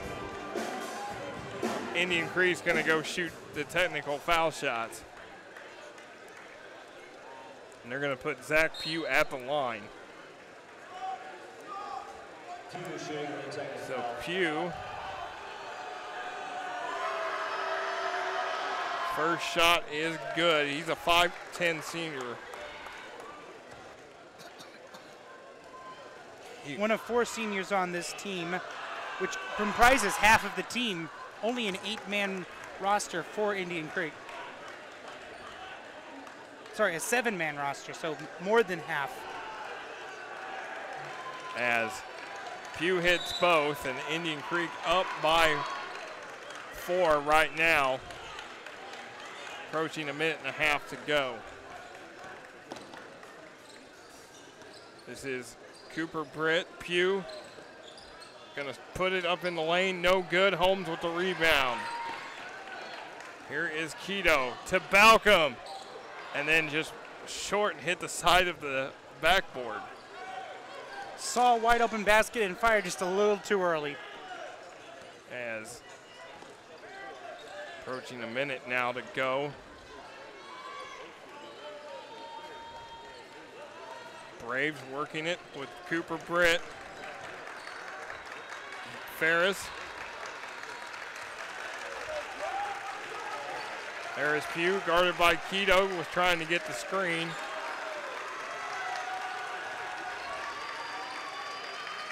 I mean, Edgewood's doing a good job keeping Indian Creek in front of them on this possession. Ferris puts a shot up in the lane, and it gets a nice bounce for Xavier Ferris. 14-7. That was just an excellent possession by the Braves, being able to not only tear off a chunk of time, but also some great passing and wearing out Edgewood. Balcom gets it to Keto. Taylor puts a shot up, no good. And that's the end of the first quarter. Indian Creek 14, Edgewood 7 here on Smithville Sports. Welcome to Technology Powered by Smithville. Let our welcoming and friendly staff help you with your technology needs. Stop by to get Smithville Cellular Extra plans on the latest devices. Get routers and tech products at great prices. Plus, if you're a Smithville customer, you can pay your bill and change services. Come see us at the Clear Creek Crossing Plaza or check us out at smithville.com/technology. Technology powered by Smithville, Bloomington's communications and tech store. As we welcome you back to Edgewood High School here in Ellettsville, Indiana at the Mustang Corral. Edgewood held to their lowest first quarter total of the season, trailing Indian Creek 14-7 their lowest point total. Alongside Quinn Saturday, I am Nick Jenkinson. And when we talk about this tempo and the pace that Indian Creek is able to control with so far. Yeah, the pace was set from the get-go by the Braves to slow down the games, to basically slow the game down so that when Edgewood wants to go fast, it becomes reckless fast instead of aggressive fast. Kyle Rogers at the end of the game for Edgewood. He wears number 13. As there is Kyle with the ball. Gets it to Houston Holmes. He's going to drive the lane and score his first points of the year. Houston Holmes, 6'3" forward, going to be one of the taller guys on this team, so able to show his length there. There's Taylor with the steal. He's going to back it out. Going to go one-on-one with Pugh. In the lane, jumper, off the mark, rebounded Pugh. And this has been another thing, is that Taylor hasn't had an open shot. All of his shots have been on the kind of pop and stop. As Xavier Ferris hits the deep three, third three for Indian Creek so far. And Indian Creek kind of picking up where they left off last year. They love that outside shot. Kyle Rogers gets tripped, no call. Houston Holmes gets another bucket.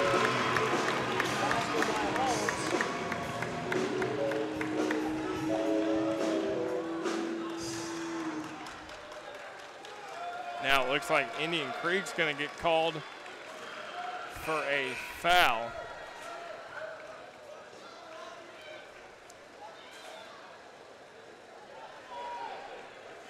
Basket by Holmes is good. So they will count the basket. Personal foul number 5, Lacey. They're going to call it on Isaiah Lacey, his first, and the team's second. There is Keto, Taylor, and Taylor's able to score.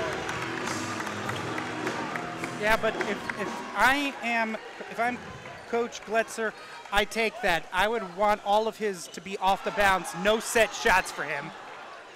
Taylor's got 9 so far. He has scored double figures every game this season. Ferris. That is Cooper Britt, 23. 24 is Dakota Day, and they call it travel. Very fortunate. I think they got a little help from the Mustang Corral crowd on that one. Approaching 6 minutes to go here. Stay tuned, we'll have a halftime feature for you. As Taylor, and he draws contact. That was an excellent job of maintaining his form. An underrated part of maintaining your shooting form is that if someone's late to close out on you, if you keep that form, they're likely to hit you and thus draw the foul.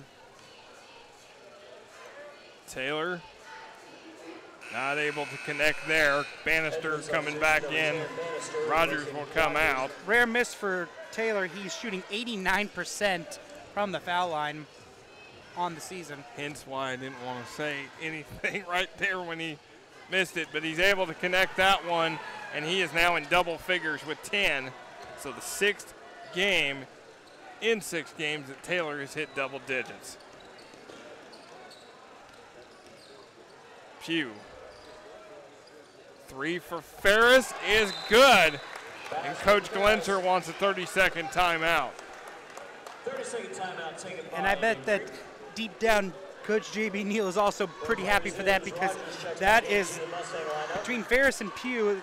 They are, one of them is getting open at every time behind some screens, and they need to find a way to stop that, because you can't, if you're not making threes, you can't compete with a team that is making threes. Just as simple as that.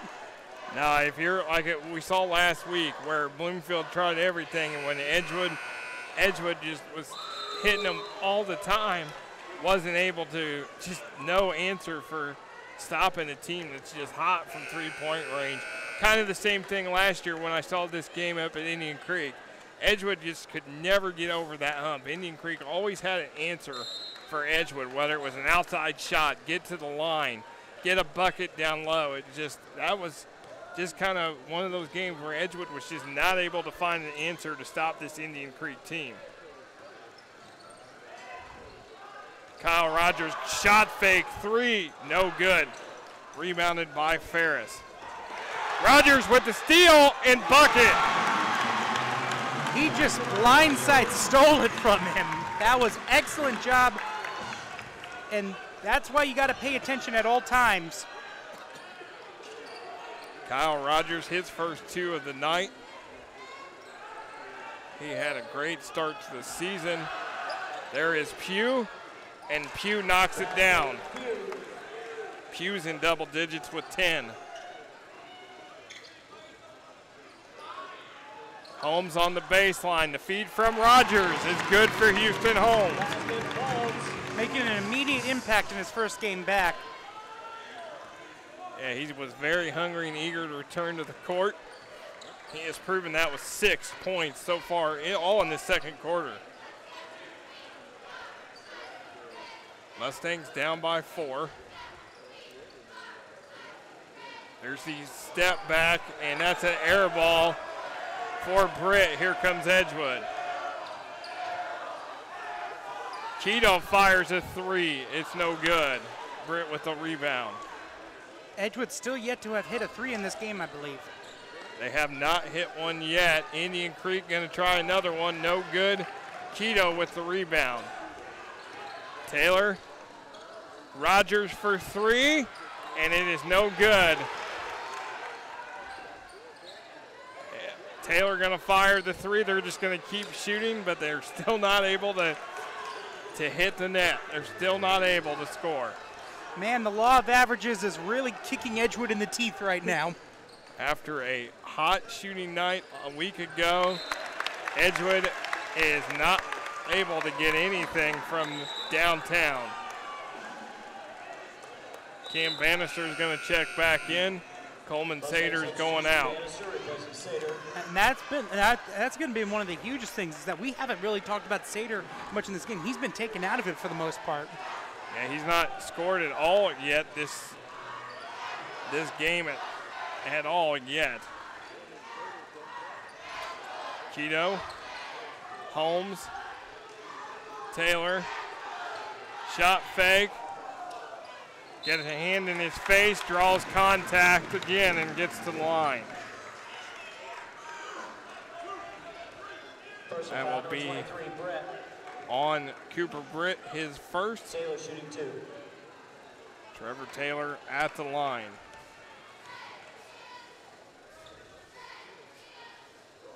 He is able to connect. Tate Balcom's coming in and Kyle Rogers going out. Mustangs replaces Rogers. One more for Taylor. He is able to connect there. 22, Colby Parker checks in for the Braves, replacing Gay. Now substitution for Indian Creek. As Mustangs down by 2, approaching 3 minutes to go. Indian Creek took the girls' game earlier this evening.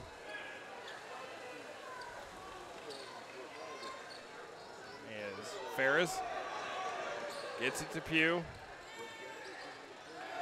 Gets it to Britt.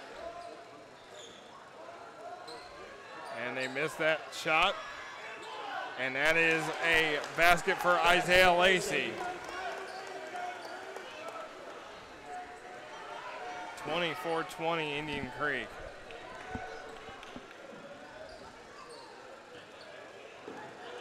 Oh, that's a dangerous pass by Holmes. Very dangerous pass. It seems like so far it's kind of like last year as Taylor hits that shot. Every time Edgewood scores, Indian Creek seems to have that answer. Trevor Taylor, though, is still having a game. Pugh, guarded by Balcom. And then Balcom commits the reach-in foul, and he just thinks, I didn't do that. Personal foul number 4, Balcom. That's his first, team's third. Little known secret, to be a basketball player, you have to believe you've never committed a foul. That's why I'm not a basketball player. Because I know I commit fouls. And a lot of them like to take acting classes as well. I think that's the other thing. You got to be an actor sometimes. As Bannister commits the foul, that's his first, team's fourth. Balcom drawing the defensive assignment on Pugh. There's Ferris, put up a shot. It's short, rebounded Taylor. Mustangs can tie or take the lead. Taylor, Keto. I didn't like that hesitation by Keto. Should have taken the 3. Keto baseline, short. Yeah, and then they ended up with a worse shot because of it.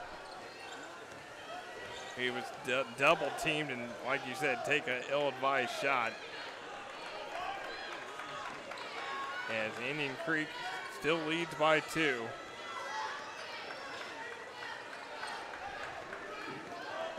Indian Creek, like you said, Quinn Gittin just completely dictating the tempo of this game.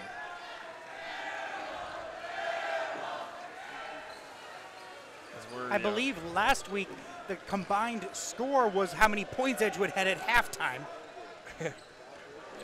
As Pugh gets blocked by Balcom. Holmes with it. Well, Balcom doesn't score a lot. Like you said, he does the little things. And Taylor gets fouled. Well, that was a close call. That was one of those 50-50 charge block calls. First foul number 23, Brett. That's on Britt, his second. Team's fifth. Taylor back at the line.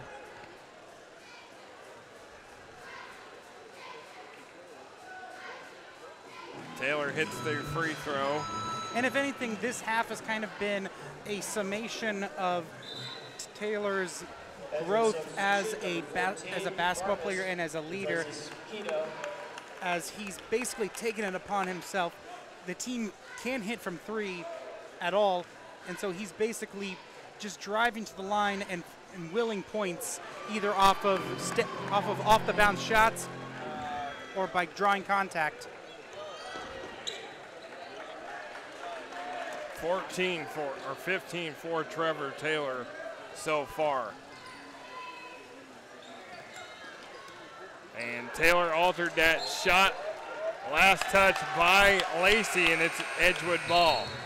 Substitution for Braves, number 15, Ethan Williams. For the Mustangs. Another substitution for 13, Rogers. Indian Creek. This is a huge possession. If you're Indian Creek, you cannot let Edgewood take the lead into half after all the work you put into it. 16 seconds to go. Taylor, Keto. Farkas, they got to go. Taylor going to fire the 3. It is short, and we're going to go to halftime tied at 24. So a big first half as you see Tate Balcom to Trevor Taylor. Taylor leading the way for Edgewood. As Zach Pugh going to hit it from downtown. He's in double digits with 10. But Trevor Taylor, the sophomore sensation, doing the work, getting inside. They can't hit outside, so they're going to go inside. But Indian Creek is saying, hey, we can hit it from outside all night. We've got 4 threes so far where Edgewood has not been able to score. But then you see Kyle Rogers, the steal and the bucket. Trevor Taylor, the jumper. As we're at halftime, tied at 24 here on Smithville Sports. No trip to Bloomington is complete without some great food. And what better way to satisfy a sweet tooth than with some ice cream? And that's why we're at the Chocolate Moose.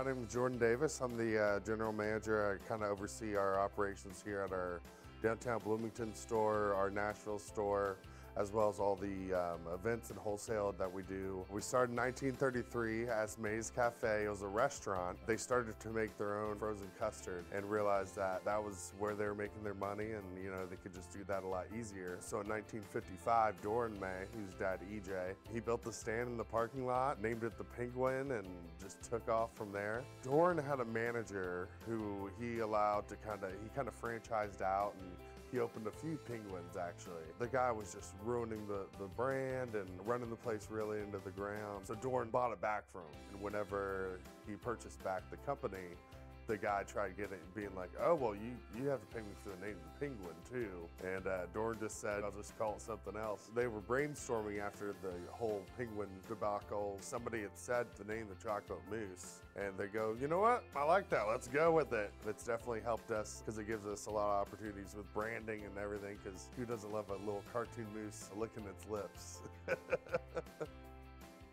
We had to move into the new location because the landowner, Doran May, he had decided that it was time to move on, and he was getting up there in years and just sold the property, and the developers decided it would be best used in the capacity that is now, so we just had to kind of go with it and make the best out of it, but it's really worked out. When it comes to the ice cream though, it's the same. It's still made in Bloomington, it's still 14% butterfat. It's the same, quality product we were serving in the stand and before that, so nothing's changed with the ice cream. So we have about 20 regular ice creams that we make. Those are all the 14% butterfat homemade ice cream, like hard pack, that we're known for. We also make 6 vegan varieties though. Those are all made with coconut milk. The community's really taken a liking to those, and it's not just vegan people, it's just those that are lactose intolerant, or people that are like the idea of, oh yeah, strawberry with coconut milk, that sounds, pretty good, and it is. We do a lot of things at the Chocolate Mousse besides just ice cream. We've always been known for our Spanish burgers since the 50s. We just recently added like a turkey pesto sandwich, a chicken sour croissant, our breakfast sandwiches, as I mentioned earlier. Now we have a full coffee menu with like chai lattes, flat whites, Americanos, lattes, frappes, you name it. We work with local roasters, Brown County Coffee, so we have a really good local product that we're serving. There's quite a bit you can get besides ice cream with the Chocolate Mousse.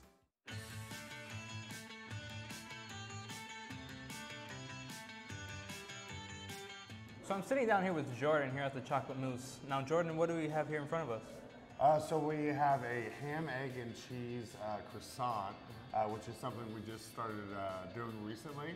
And then we have a 24-ounce caramel frappe.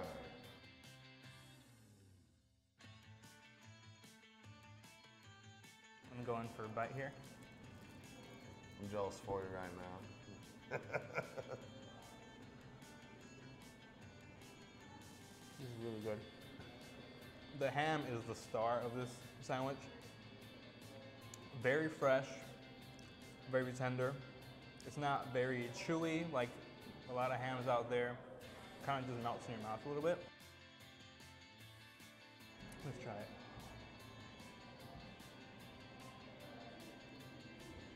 Better than Starbucks. Better than Starbucks. The caramel shines here. Nice and creamy. Kind of tastes just like coffee ice cream. I don't know, but it's a frappe. It's very good. Enjoy it. Sweet. Yeah, glad you like it, man. Yeah.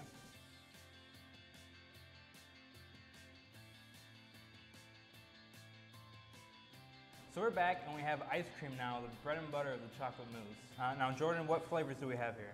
So I have 2 cups of ice cream here. Over here we have our vegan ice cream. We have vegan grasshopper and vegan chocolate. They're both coconut milk based. Wanted to give you an opportunity to try those. And then over here we have the full diesel 14% butter fat. On top here we have our apple butter. We have a donut ice cream where we work locally with Crescent Donut, which if you know Bloomington, you know Crescent Donut. And then we have our Lucky Guy mint brownie. We really like to work with other local companies and just help each other thrive. So I figured instead of bringing out here Grasshopper or Brown County Coffee or some of our most popular staples, I'd give you some of our kind of out there seasonals to try, because a lot of people don't know we have them.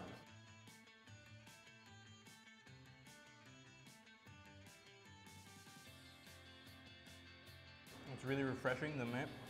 Well, first of all, you get the coconut. That's the first thing that I tasted. Then the mint. And lastly, the chocolate from the Oreo. And finally, the cream. The creamy bits from the Oreos.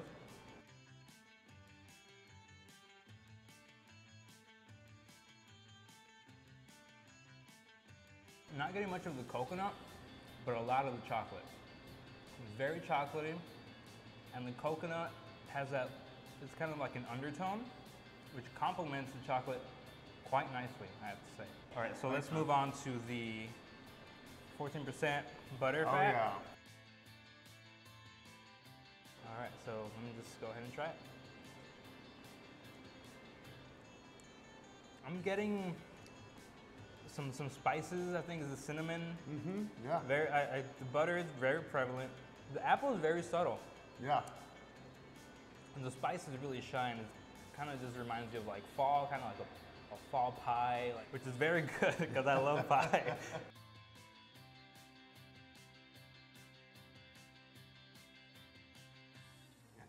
You're right. The first thing is just the glazing. Yeah. And then it's kind of like, the texture is kind of like the inside of a donut. I don't know if that's weird to say. It's just kind of like very soft and melts in your mouth like a good donut would. Yeah. Mm-hmm.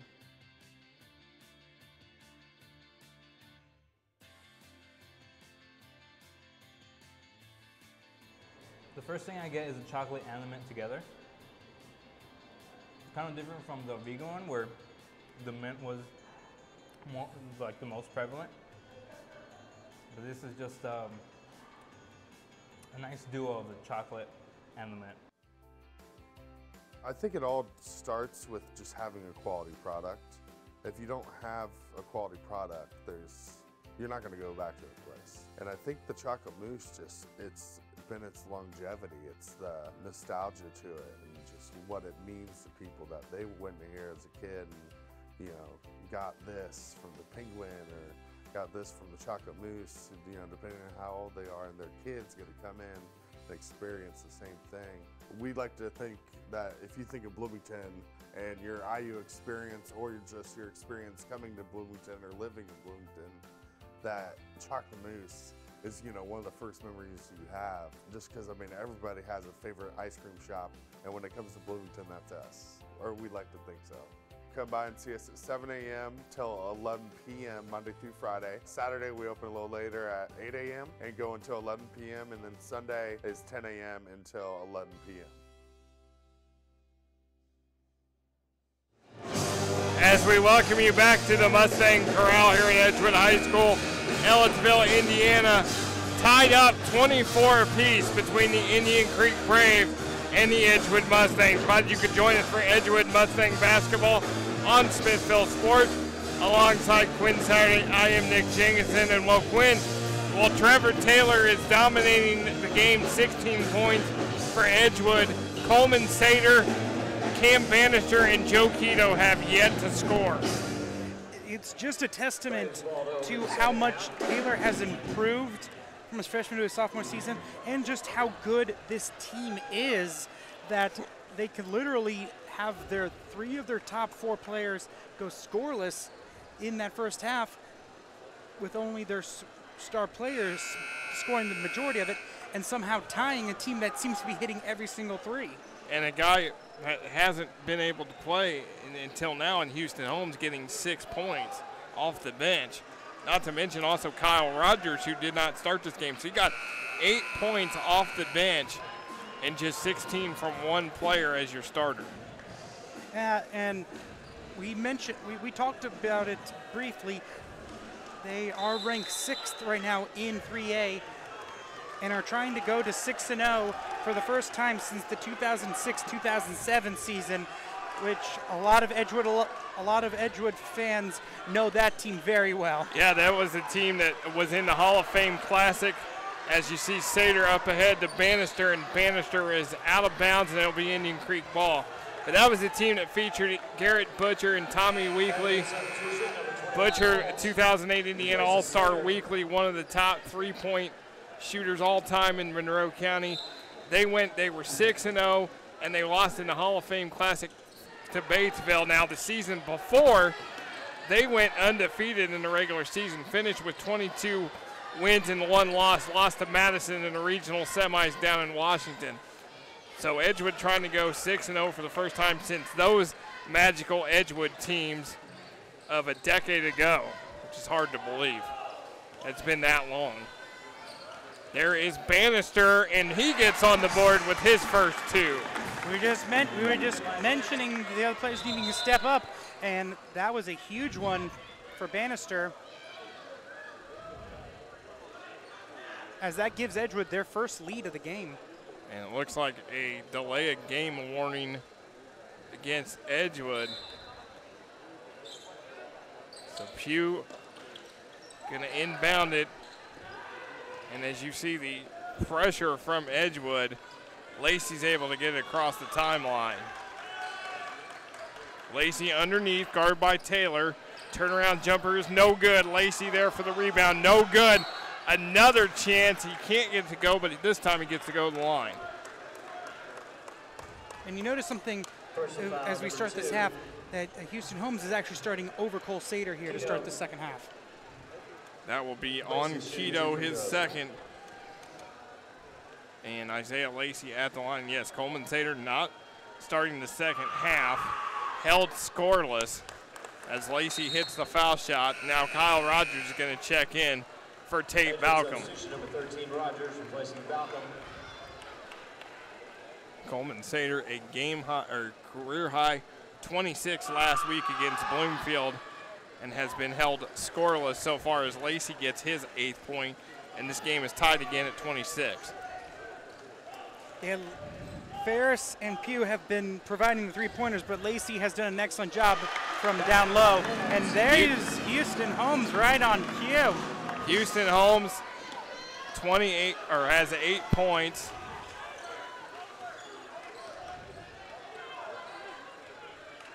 As again his first game back, or first game of the season for the senior. Indian Creek into Ferris, guarded by Keto. Holmes with the rebound, and Keto cleans it up. Baseball pass ahead to Taylor.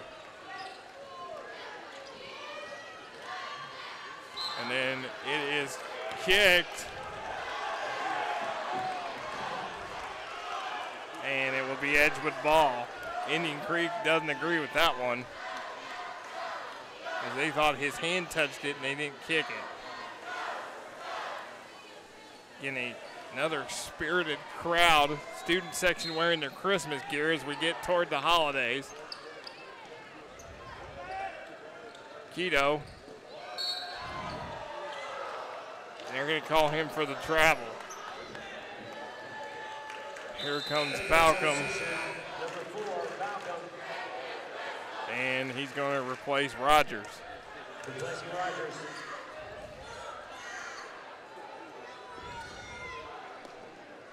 Edgewood ahead by 2. Here comes that pressure. Taylor tried to knock it away. And that is good for Ferris. And he's in double digits with 10. It's been Ferris, Pugh, and Lacey leading the way for Indian Creek.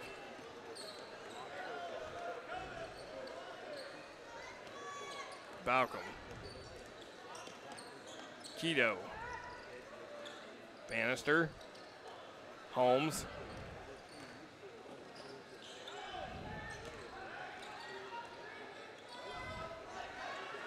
Taylor.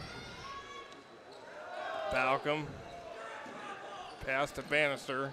Keto. Good ball movement by the Mustangs. Keto gonna fire a 3 from the corner, short, and rebounded by the Braves. Excellent screen to get him open. Just an unfortunate if you're Edgewood, you do need to focus a little bit more on on just getting the best shot possible and getting some stuff inside, but you can't abandon the 3 because that is who you are. And they left Balcom wide open at the top of the key, but he is not really a threat to shoot from outside. only has taken 6 3-point attempts on the season. Has made 4 of them, though. Taylor, he gets fouled before the shot. Cooper Britt with that last bucket for Indian Creek. That was the first score for Britt. Now we will see Coleman Sater come back in along with Kyle Rogers as Holmes and Balcom go out. Rogers and Sater. We'll see how Sater performs now after not being able to start in the second half. See if that lit a fire under him. Kyle Rogers not able to hit from 3. Edgewood still remains scoreless from the 3-point range tonight. As the Braves working it. And it's taken away by Bannister. Bannister going to take it to the bucket. There's Sater with the rebound, and he cannot get it. A lot of contact there and no call. There was just a lot of contact on both shot attempts. Pugh from the top of the key. Indian Creek saves it. Lacey blocked by Bannister. Last touch by Edgewood. Here comes Balcom for Rogers and Holmes for Sater. Holmes replacing Sater. Are you starting to see a lot of maybe they're doing these offensive for defensive? Yeah, they're doing matchups.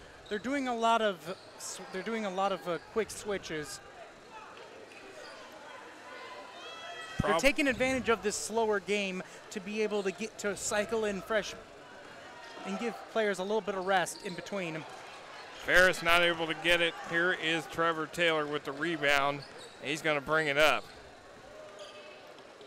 Going to get it to Balcom, to Bannister, double teamed.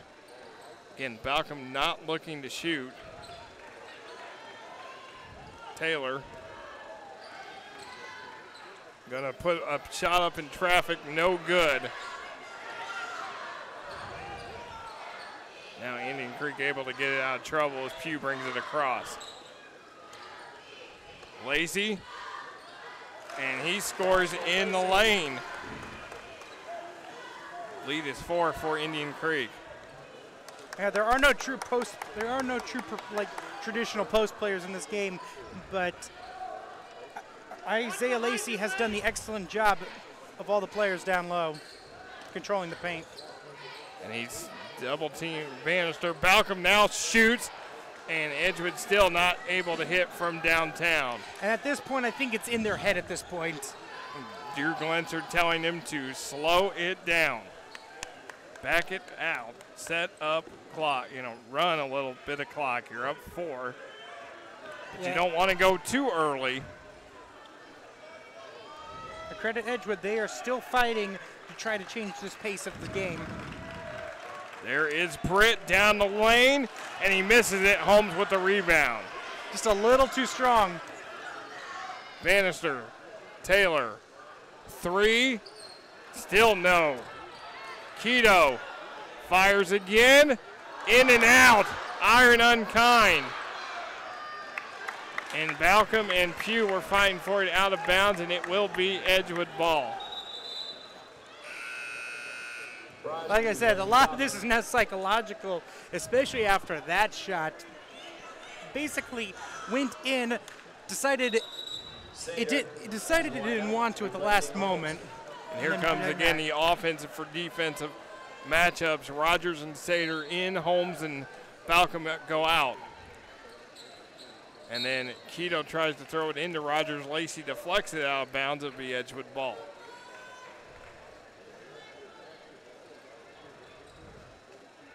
Again, both these teams 2-0 in the WIC East. Winner takes control of the division. Edgewood will still play Brown County and Owen Valley in January. There is Sater, gets fouled.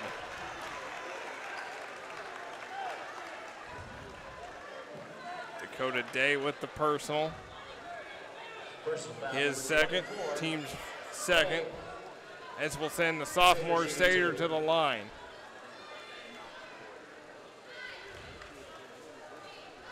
in a big game last week for Mr. Sater, and he can't get the foul shot.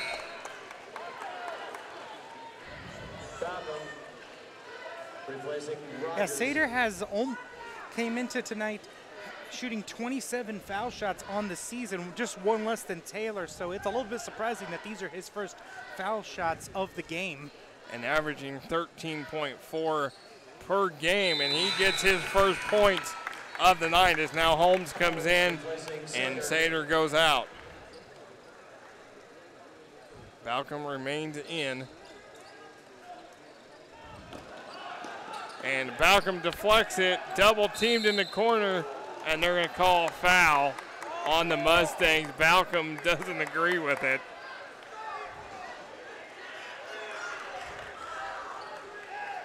They're going to get, I think, Keto for this. Yeah, they're going to get Keto for his third. Edgewood down 3. Just under a minute and a half to go, third quarter. Pugh. Britt. Nice pass in the lane, blocked by Taylor. Had the block on Lacey. Taylor, a lot of contact, not able to connect, and he's going to go to the line. That's what you call basically an adrenaline. That's basically an adrenaline drive. He was able to block it, and then he immediately went forward, knowing exactly that he was either going to score or get fouled.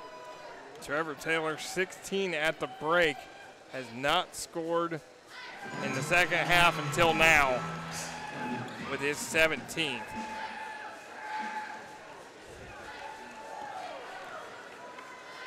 One more for Taylor, and it is good. He's got 18, and it's a 1-point Indian Creek lead. And they're going to call Balcom for the foul, and the call was made from across the floor. The official on the baseline did not call it. It was the official clearly across the other floor. Edgewood fans don't agree with that. Yeah, and it also does. This is becoming a very chippy game. As foul on Indian Creek. Oh, they just called a foul, offensive foul on Pugh while he was inbounding the ball.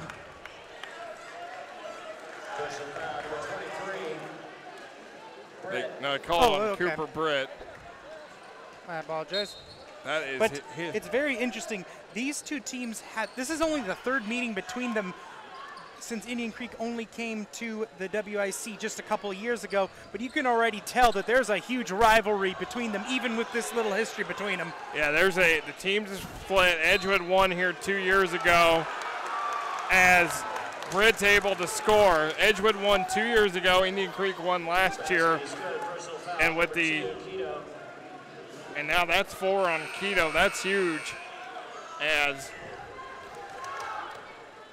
the fact that these two teams have only seen each other for just the third time recently, like I said, it's a nice little rivalry brewing between these two teams.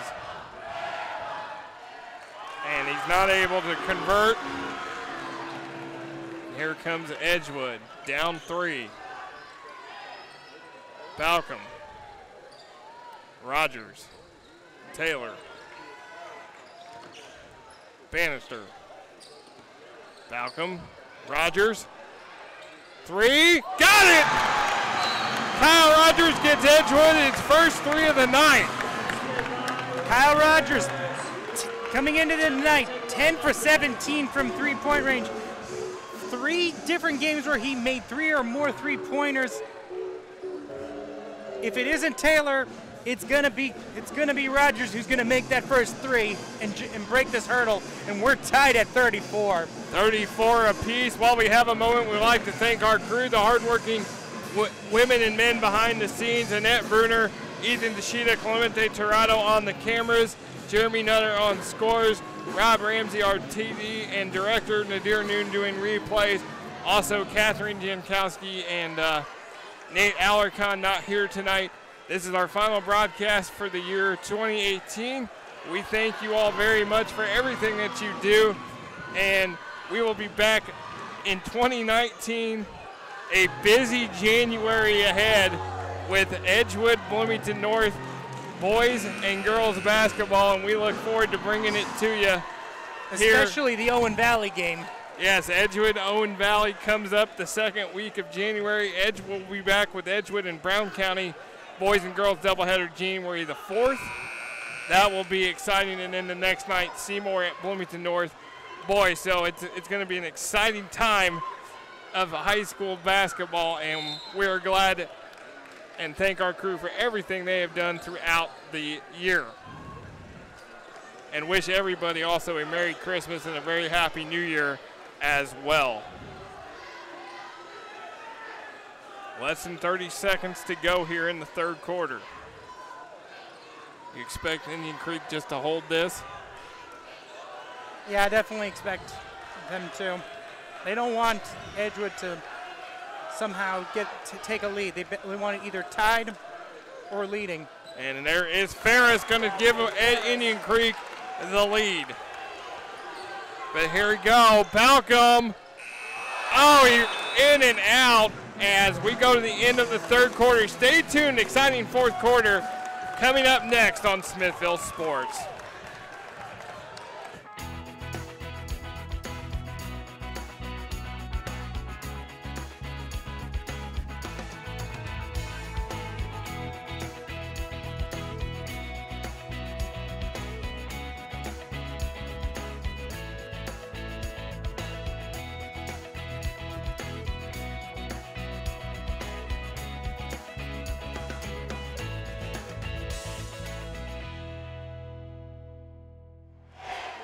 As we welcome you back to the Mustang Corral, Edgewood down 36-34 against Indian Creek as we get ready for the fourth quarter of play. Glad you could join us for the boys and girls doubleheader here of Edgewood Mustang basketball on Smithville Sports. The Indian Creek girls won earlier this evening, 61-43 over Edgewood. Edgewood girls, a tough year, 2-11 and 0-3 in the WIC East. As I am Nick Jenkinson alongside Quinn Saturday. And Quinn, it's not one of the rare times where Edgewood goes to the fourth quarter trailing. It's going to be a very tough test, especially with Joe Quito one foul away from fouling out. Joe Quito with 4 fouls. There's Kyle Rogers down the lane and scores. That's the special thing about Kyle Rogers, is that while he is a three-point sniper off the bench, he's also, as you saw in the first half, capable of making those twos and making those big momentum-shifting plays. As Indian Creek is able to get the easy basket underneath with Isaiah Lacey. Lead us back up to 2. Kyle Rogers called for the offensive foul. I agree with that call. The defender was set and did try to force his way onto that. Should have just tried to skirt around it instead of trying to barrel through. As Rogers comes out. Now Edgewood gonna go with that full court press. Ferris being guarded by Taylor. There's Pugh. Britt. Balcom gets the charge call.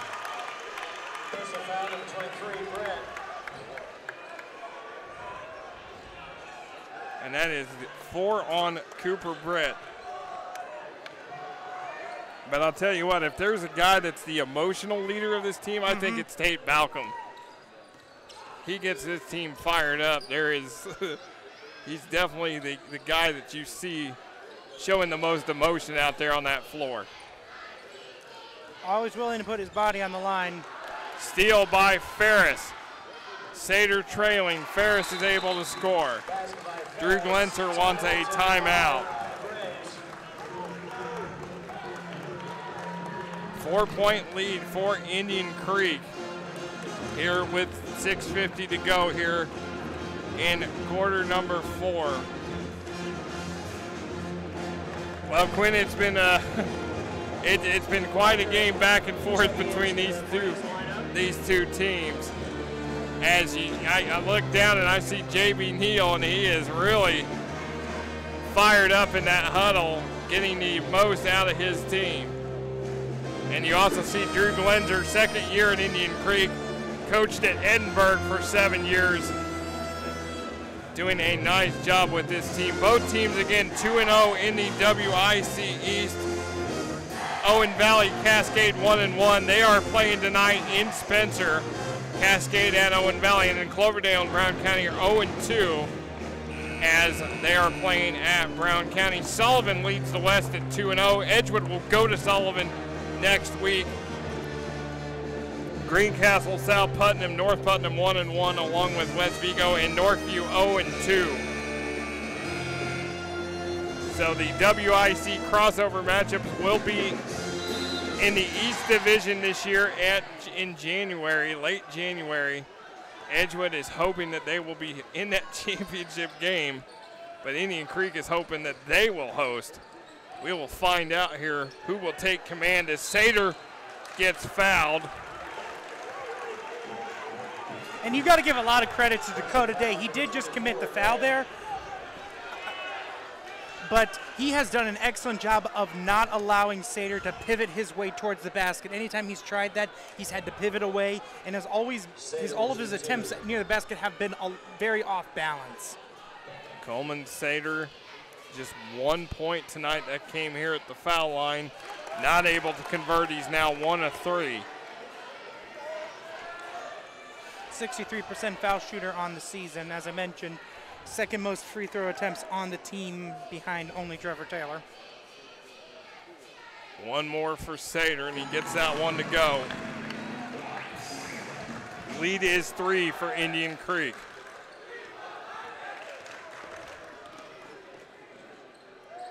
And you know that the Braves at this point are not going to try to get in a hurry. And then we always come to my favorite subject, the lack of a shot clock. And no shot clock in Indiana high school basketball. I'll tell you, though, Pugh has been held scoreless in this second half. He has, but he's also he's done an excellent job of facilitating as well as the team point guard. There's Pugh. Underneath to Lacey, and Pugh with the assist. It's plays like that. Even if he hasn't scored in this half, he has still left a big, he has his fingerprints all over the second half. Trevor Taylor gets it to go. Taylor's going to the line. Pass by Taylor is good. Personal foul number 3, Ferris.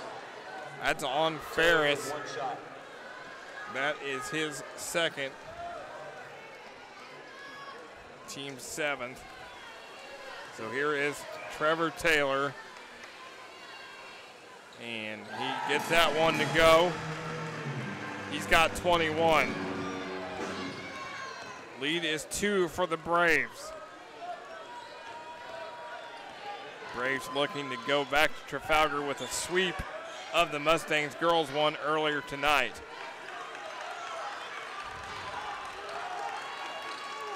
Balcom, Pugh, Ferris, 3, no good. Last touch by Edgewood, out of bounds. That could have been called for the over the back. Bannister very lucky did not get called for over the back. Now they're going to bring Joe Quito back in with the 4 fouls, replacing Balcom.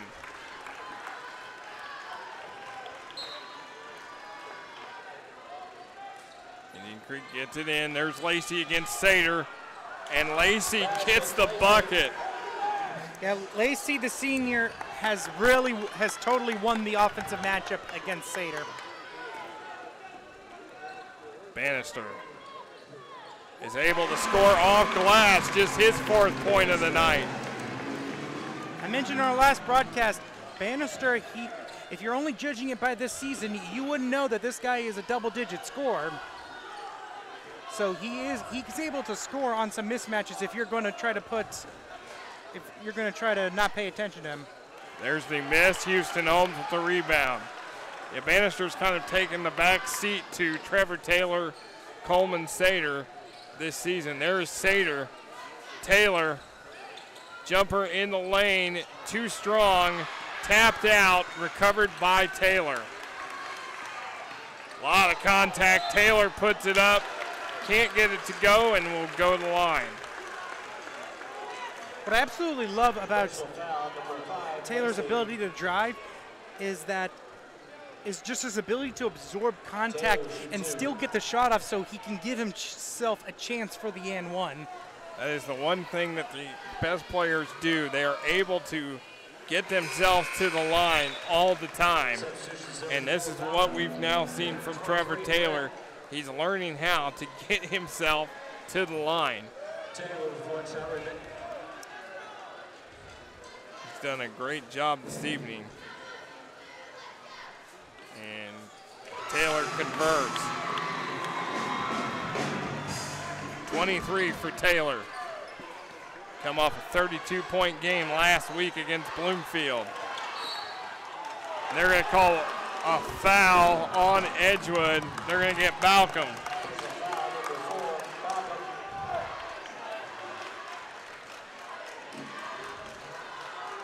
So Balcom's going to guard the inbounder, which is Pugh.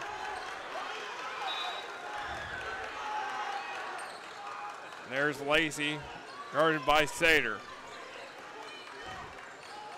Lacey puts it up.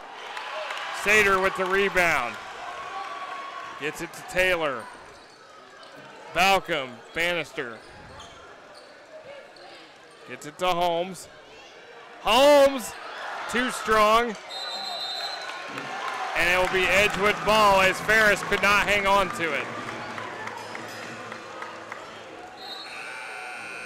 Cheeto and Rogers going to come in. It's going to be Bannister and Balcom going out. You see a lot of those offensive for defensive switches.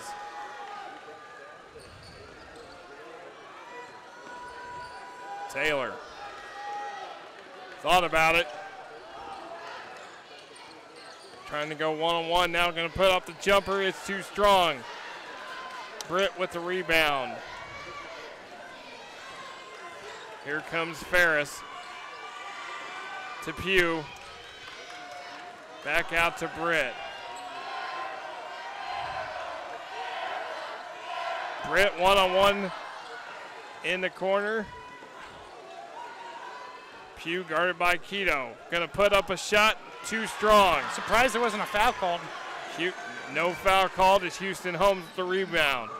Rogers for three and the lead! Kyle Rogers with the three and a timeout. I guess you could say that for Edgewood, while everyone else is struggling for three-pointer, it's still Mr. Rogers' neighborhood. Kyle Rogers has hit both threes so far for Edgewood.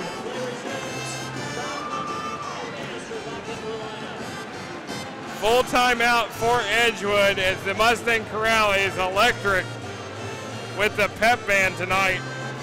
But to be serious, that was the exact same place where he made his other three tonight, and Trevor Taylor did an exceptional job of immediately, he was past the ball, and he immediately threw it over there, seeing him wide open. Great job of not hesitating at all. Good job of Rogers getting into position right away. That was a picture-perfect fast break three-pointer, and now Edgewood with a three-point lead with 3 minutes left. And where Trevor Taylor and Houston Holmes have been able to score, it's now Kyle Rogers with 10 points. 8 of them coming in the second half. Rogers averaging 9.5 points per game on the season. Kyle Rogers, a kid that didn't play hardly any varsity minutes. He's come in this season as a senior and made a major impact. Double figures against Bloomington South, Martinsville. I mean, and now tonight against Indian Creek. I mean, he has definitely rose to the occasion as a senior. 3-point lead for Edgewood. Full court pressure, approaching 3 minutes to go. Britt breaks it today. Back to Britt to Pugh. Balcom draws the assignment on Pugh.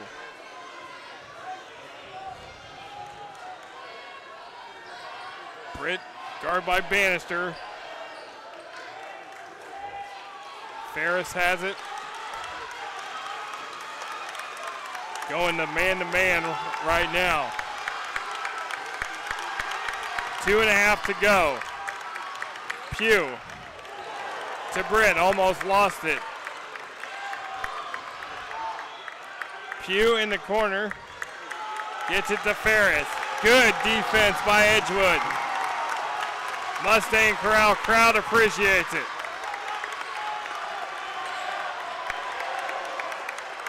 Couple seniors right in front of us from last year, Caleb Norris and Jace Collier. Sater loses it out of bounds.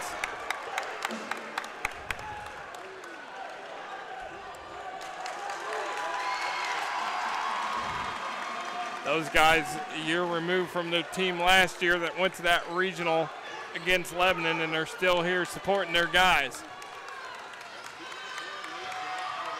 Britt, today, no college day scores. Well, they remember losing to this exact team, and so they want their revenge, just like you said. They can't do anything about it right now, but they can root on their former teammates.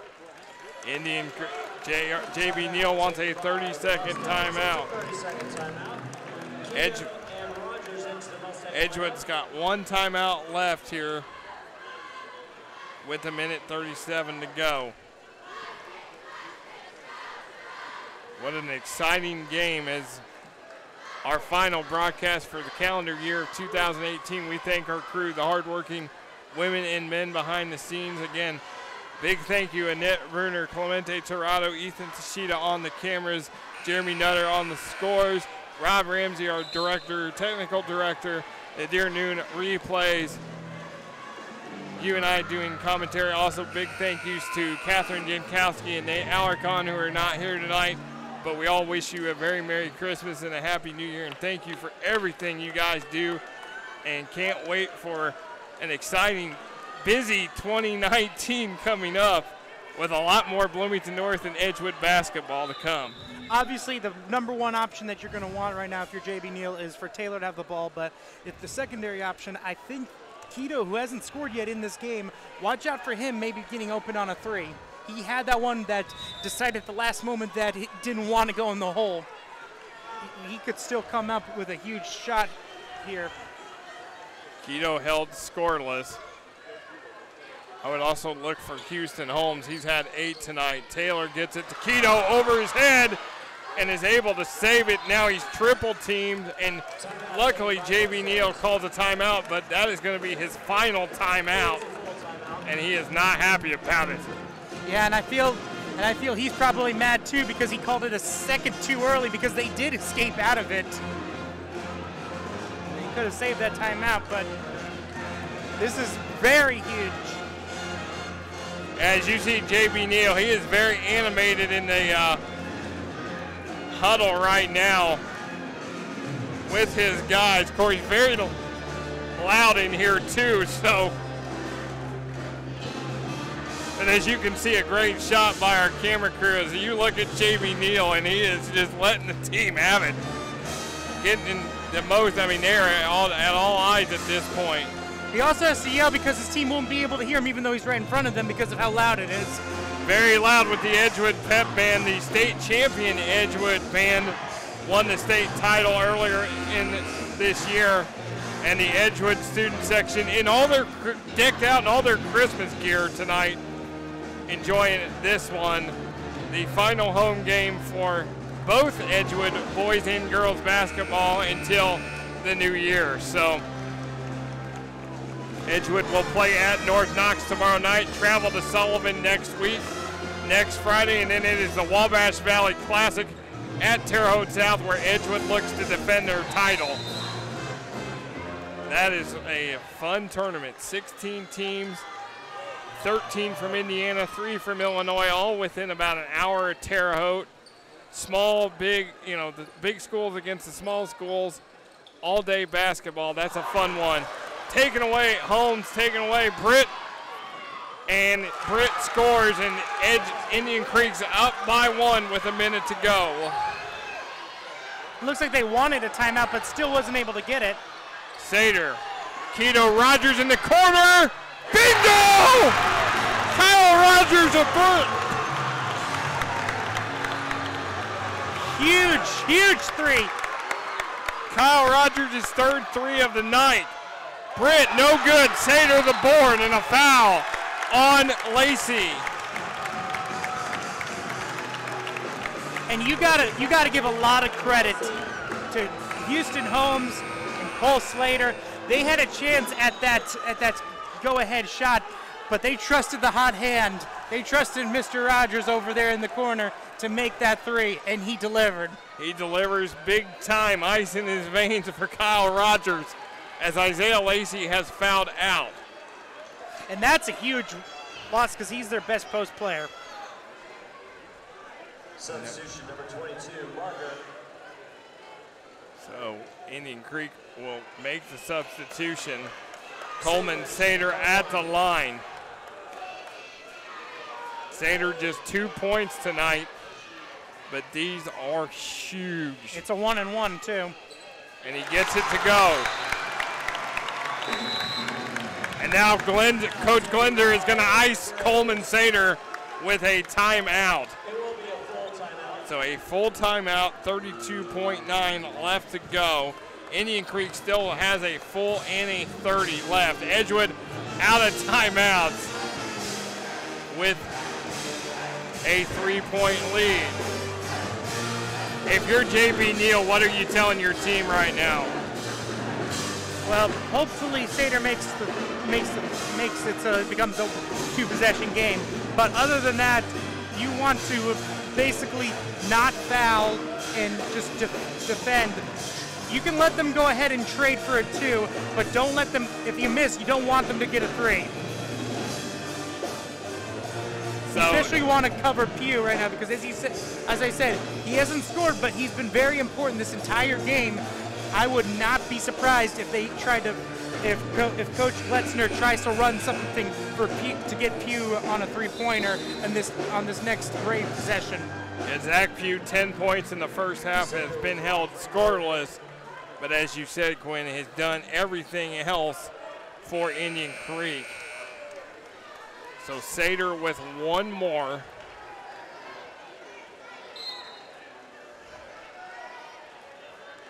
As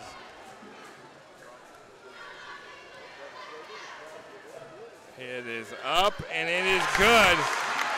And it is now a 4-point lead. And now you just got to pressure them, but not foul. I repeat, you cannot foul, especially on a 3-point shot. And there is Britt.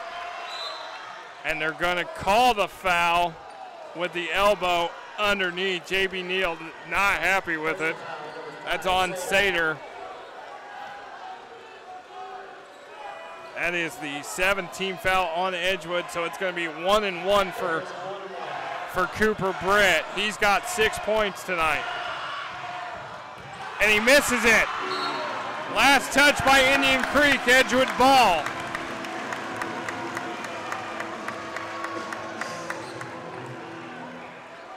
And now Coach Glender is going to take a 30-second timeout. Going to design a defensive scheme for this inbound pass. So Indian Creek's got one more timeout they can use. Also probably discussing which players they can foul. And probably it is not Trevor Taylor, that's for sure. Coleman Sater's had a decent, Coleman Sater has 4 of 6 tonight from the charity stripe. The only 2 guys who have gone to the foul line tonight. But I'll tell you, in this 4th quarter, Kyle Rogers has been the guy. 8 points, 2 big 3-pointers to put Edgewood ahead. As you see, JB Neal, Jeff Harrington as well, the JV coach for the Mustangs. Edgewood going to inbound it.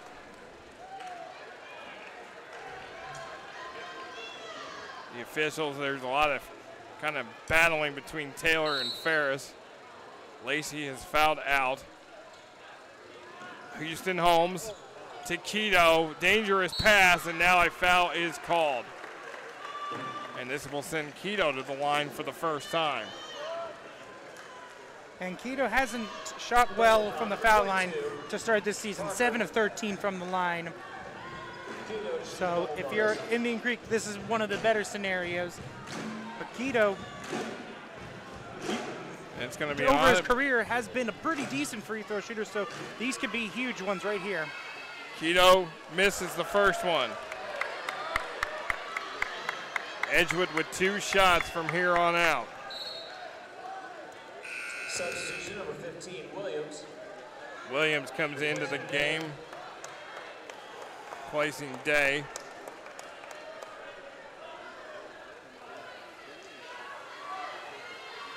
As one more for Quito, and he can't get it. Pugh with the board. Indian Creek, Williams gonna fire. It is off the mark. Tapped out. Pugh for 3. Tap, no good. Into the hands of Kyle Rogers.